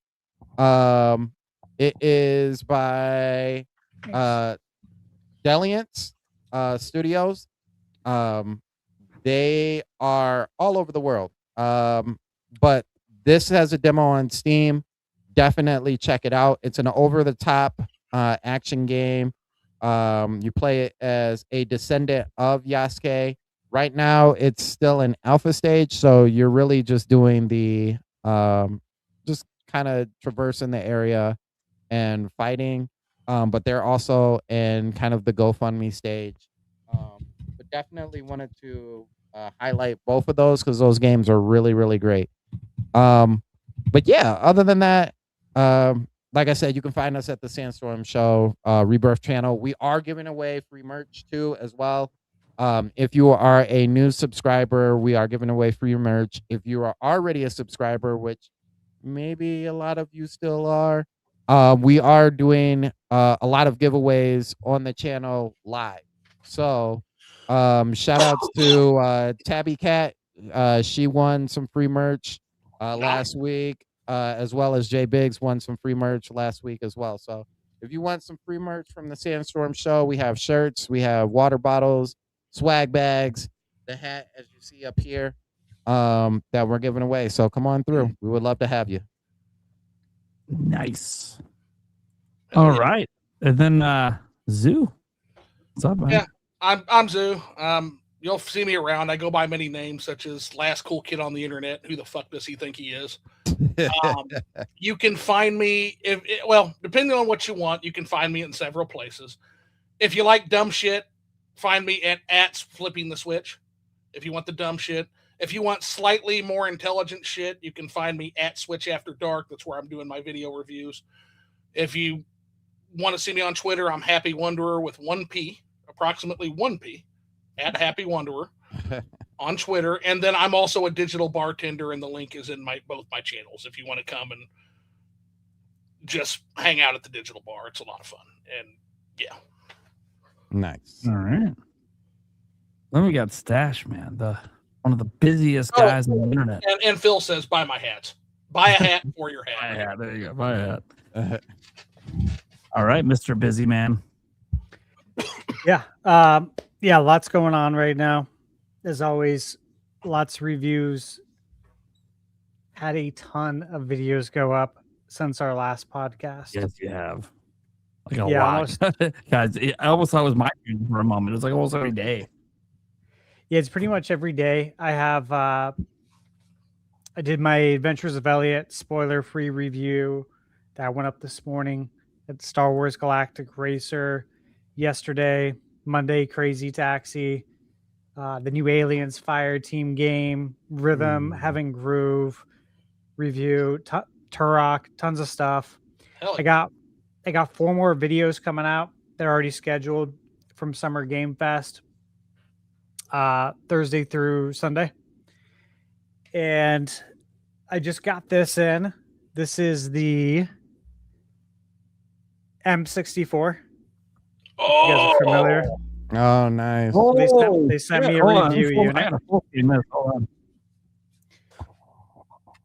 There it is. Nice, dude. Oh, that's cool as shit, man. Yeah, that's sweet. Yeah. And then, guys, the controller. So they sent me that Pro controller, the controller that's $89.99.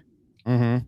Oh, okay. Nice. This controller is insane. I cannot tell you how amazing it feels. I mean, obviously, I'm going to be testing it out. I was just updating it for the podcast, the console. Mm-hmm. So got that coming up, and look, I'm gonna spare the long spiel because there's a lot of games I'm working on it. I'm not going to go through them all, but yeah, just keep an eye on the channel. Lots of stuff. Thunderstash Gaming, tons more reviews coming. Lots of previews. And got some events. I can't say anything else, but I got some events that I'm going to be traveling for next month that wasn't expected, because obviously I presumed the next time we're traveling was PAX, but I got some stuff coming up, so there'll be more stuff on that too. That'll be fun. All right. Well, guys, I'm Nintendo Prime. If you don't know, I do daily news, rumor, leak content, speculation and stuff. Every now and then, talk about some single discussion topics, like one that I'm debating on, getting out about stuff we brought up today, such as the major media basically trying to whitewash away physical games with a bunch of bullshit. That's kind of something that I might make a video on one of these days if there's not enough news for me to cover. But sometimes you get videos like that out of me once in a while. They seem to be a bit polarizing, but it's just me ranting and raving, and it's fun. I like to do those once in a while. But yeah, otherwise we have the NintenByte Podcast, obviously every Wednesday at 8 p.m. Central Time.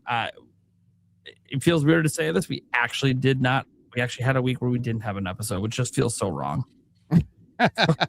It felt so wrong. Like even though I was coming back from the hospital like 2 hours after the show would have started, and I'm all doped up, and I was like, dude, why the fuck is there no podcast, man? What the fuck's happening? The routine, man. What is going on, guys? So last time I was gone, when my son was in the hospital, no problem. Now I'm in the hospital, there's a problem. And anyway, that might have been. Hey, to be fair, that might have been fun though. Just doped out of my mind. I probably should have went live. I was, dude. They had me on that dilute or whatever. That's like 5 times as strong as morphine, dude. I was fucked out of my mind. It's probably the best I've ever felt in my life, and I'm like, dude, this is great. Am I getting this shit out of surgery? This is the shit I want out of surgery.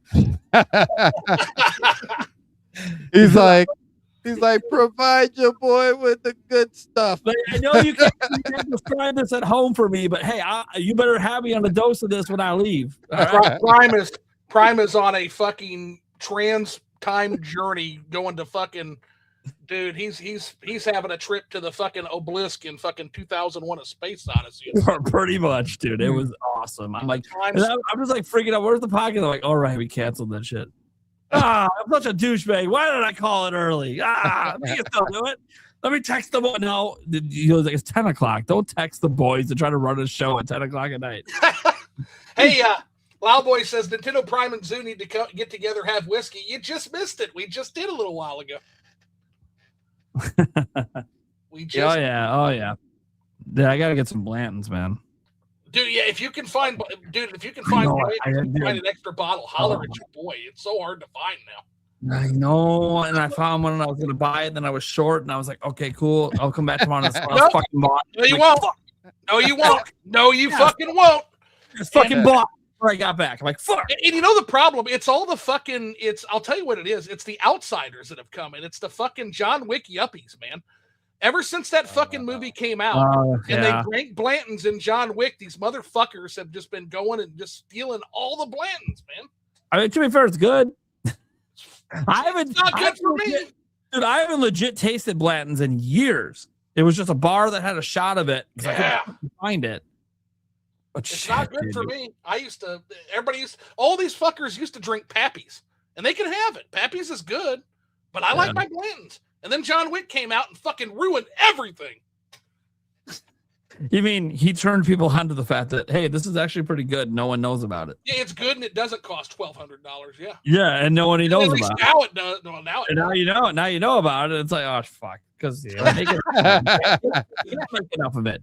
The way it's made, they can't. Hey, I've still got Basil Hayden. They haven't taken that from us yet. If you want the cheaper, still got Basil Hayden, which is pretty good. Still got Booker's. You can still find Booker's pretty well. But Blanton's is my standard, man. And having it be this rare sucks. All right. Okay, guys. So, yeah, anyways, the rest of my content is just whatever. I do Q&As and all that if you guys want to tune into those. They go to members only after. We have a members only Discord as well if you guys ever want to screw around in there. People are always hooking up and like playing games together and stuff. That's something that happens a lot on that server. So, yeah, we just got a really friendly community. Otherwise, guys, you can go check out the podcast clips channel as well. Drop a subscription over there if you want. We do live stream the podcast over there as well. If you want to just enjoy the podcast and you just love the podcast, you're not really into my content or Stash or Game Birds or whatever, and you literally just love the show and nothing else. Hey, we literally have a channel that's nothing about just the show. You can watch the stream over there. You can get the clips over there. Eventually, we'll probably do shorts of some of the funnier moments. Eventually, someday. That's my plan anyways. When we get there. Right now, I'm just trying to get my own channel kind of back to where I want it to be. But yeah, and just to let everyone know, as a reminder, as Sash just brought it up, the NintenByte Podcast is going to PAX. So hell yeah. If anyone else is going to be at PAX West and just wants to come and say hi, we're going to pretty much be there every day. We're going to be on the floor every day. We're going to, sometimes we might be doing meetings and stuff. That does happen, but it's not that hard if you want to ever hook up with us and say hi, take photos, or just shoot the shit. There's sometimes that we usually have at least one night that we go out to the bars. If you want to end up out at one of the bars we're at and hang out, I'm cool with that. Yeah, it's just a nice little opportunity. If you guys go to the Mix, we're going to the Mix for sure. That's like a guarantee we're going to that. So we bumped into a fan there last year at the Mix. So I told Player Essence was trying to get me to come out to too many games. I'm like, you wouldn't even know who the fuck I am. He's like, I promise you I would. I need to come out to you guys one time, just see if you even know who the fuck I am when I shake your hand. I'm just gonna listen to the voice. That's all I need. I love it. Well, you have a very distinct voice. That's how I'd be able to tell. Okay, all right. Well, maybe because he's like, I promise I know who you were. I'm like, I don't know, man. And that's part of the fun is the anonymity. Yeah, dude, it's a lot of fun. I want to go to too many games sometimes, dude. There's a lot of other YouTubers that go to it that don't go to these other ones. They're like, oh, you should come out here. I'm like, yeah, I know, but like, dude, it's a business trip for me, man. Like, right. There's nothing really happening that makes it worth my money to go out there because I'm not covered in video games. I mean, going out there to hang out. That sounds fun. But fuck, I got a family, man. I gotta fucking work. I wish I had the time to just go have fun. Back. You know, but maybe one of these years, you know, I always say my kids won't live with me forever, right? So maybe I make it out there when I'm 55 and no one wants to talk to me anymore. Yeah. And I'm a grouchy old man talking about 15 miles both ways to buy my physical games in my day. That wasn't even to buy. We just got to rent it from the local library. Oh, shit. I thought there was two of us for a second. All right, guys. Thank you so much for tuning in. We'll catch you same time next week. I don't know who the guests are next week. I'm not going to load it up. It doesn't matter because Gamebird and Eric should be here. That's the real return to form. Nice. Catch you guys later. Eric and the bird. Good night. Peace.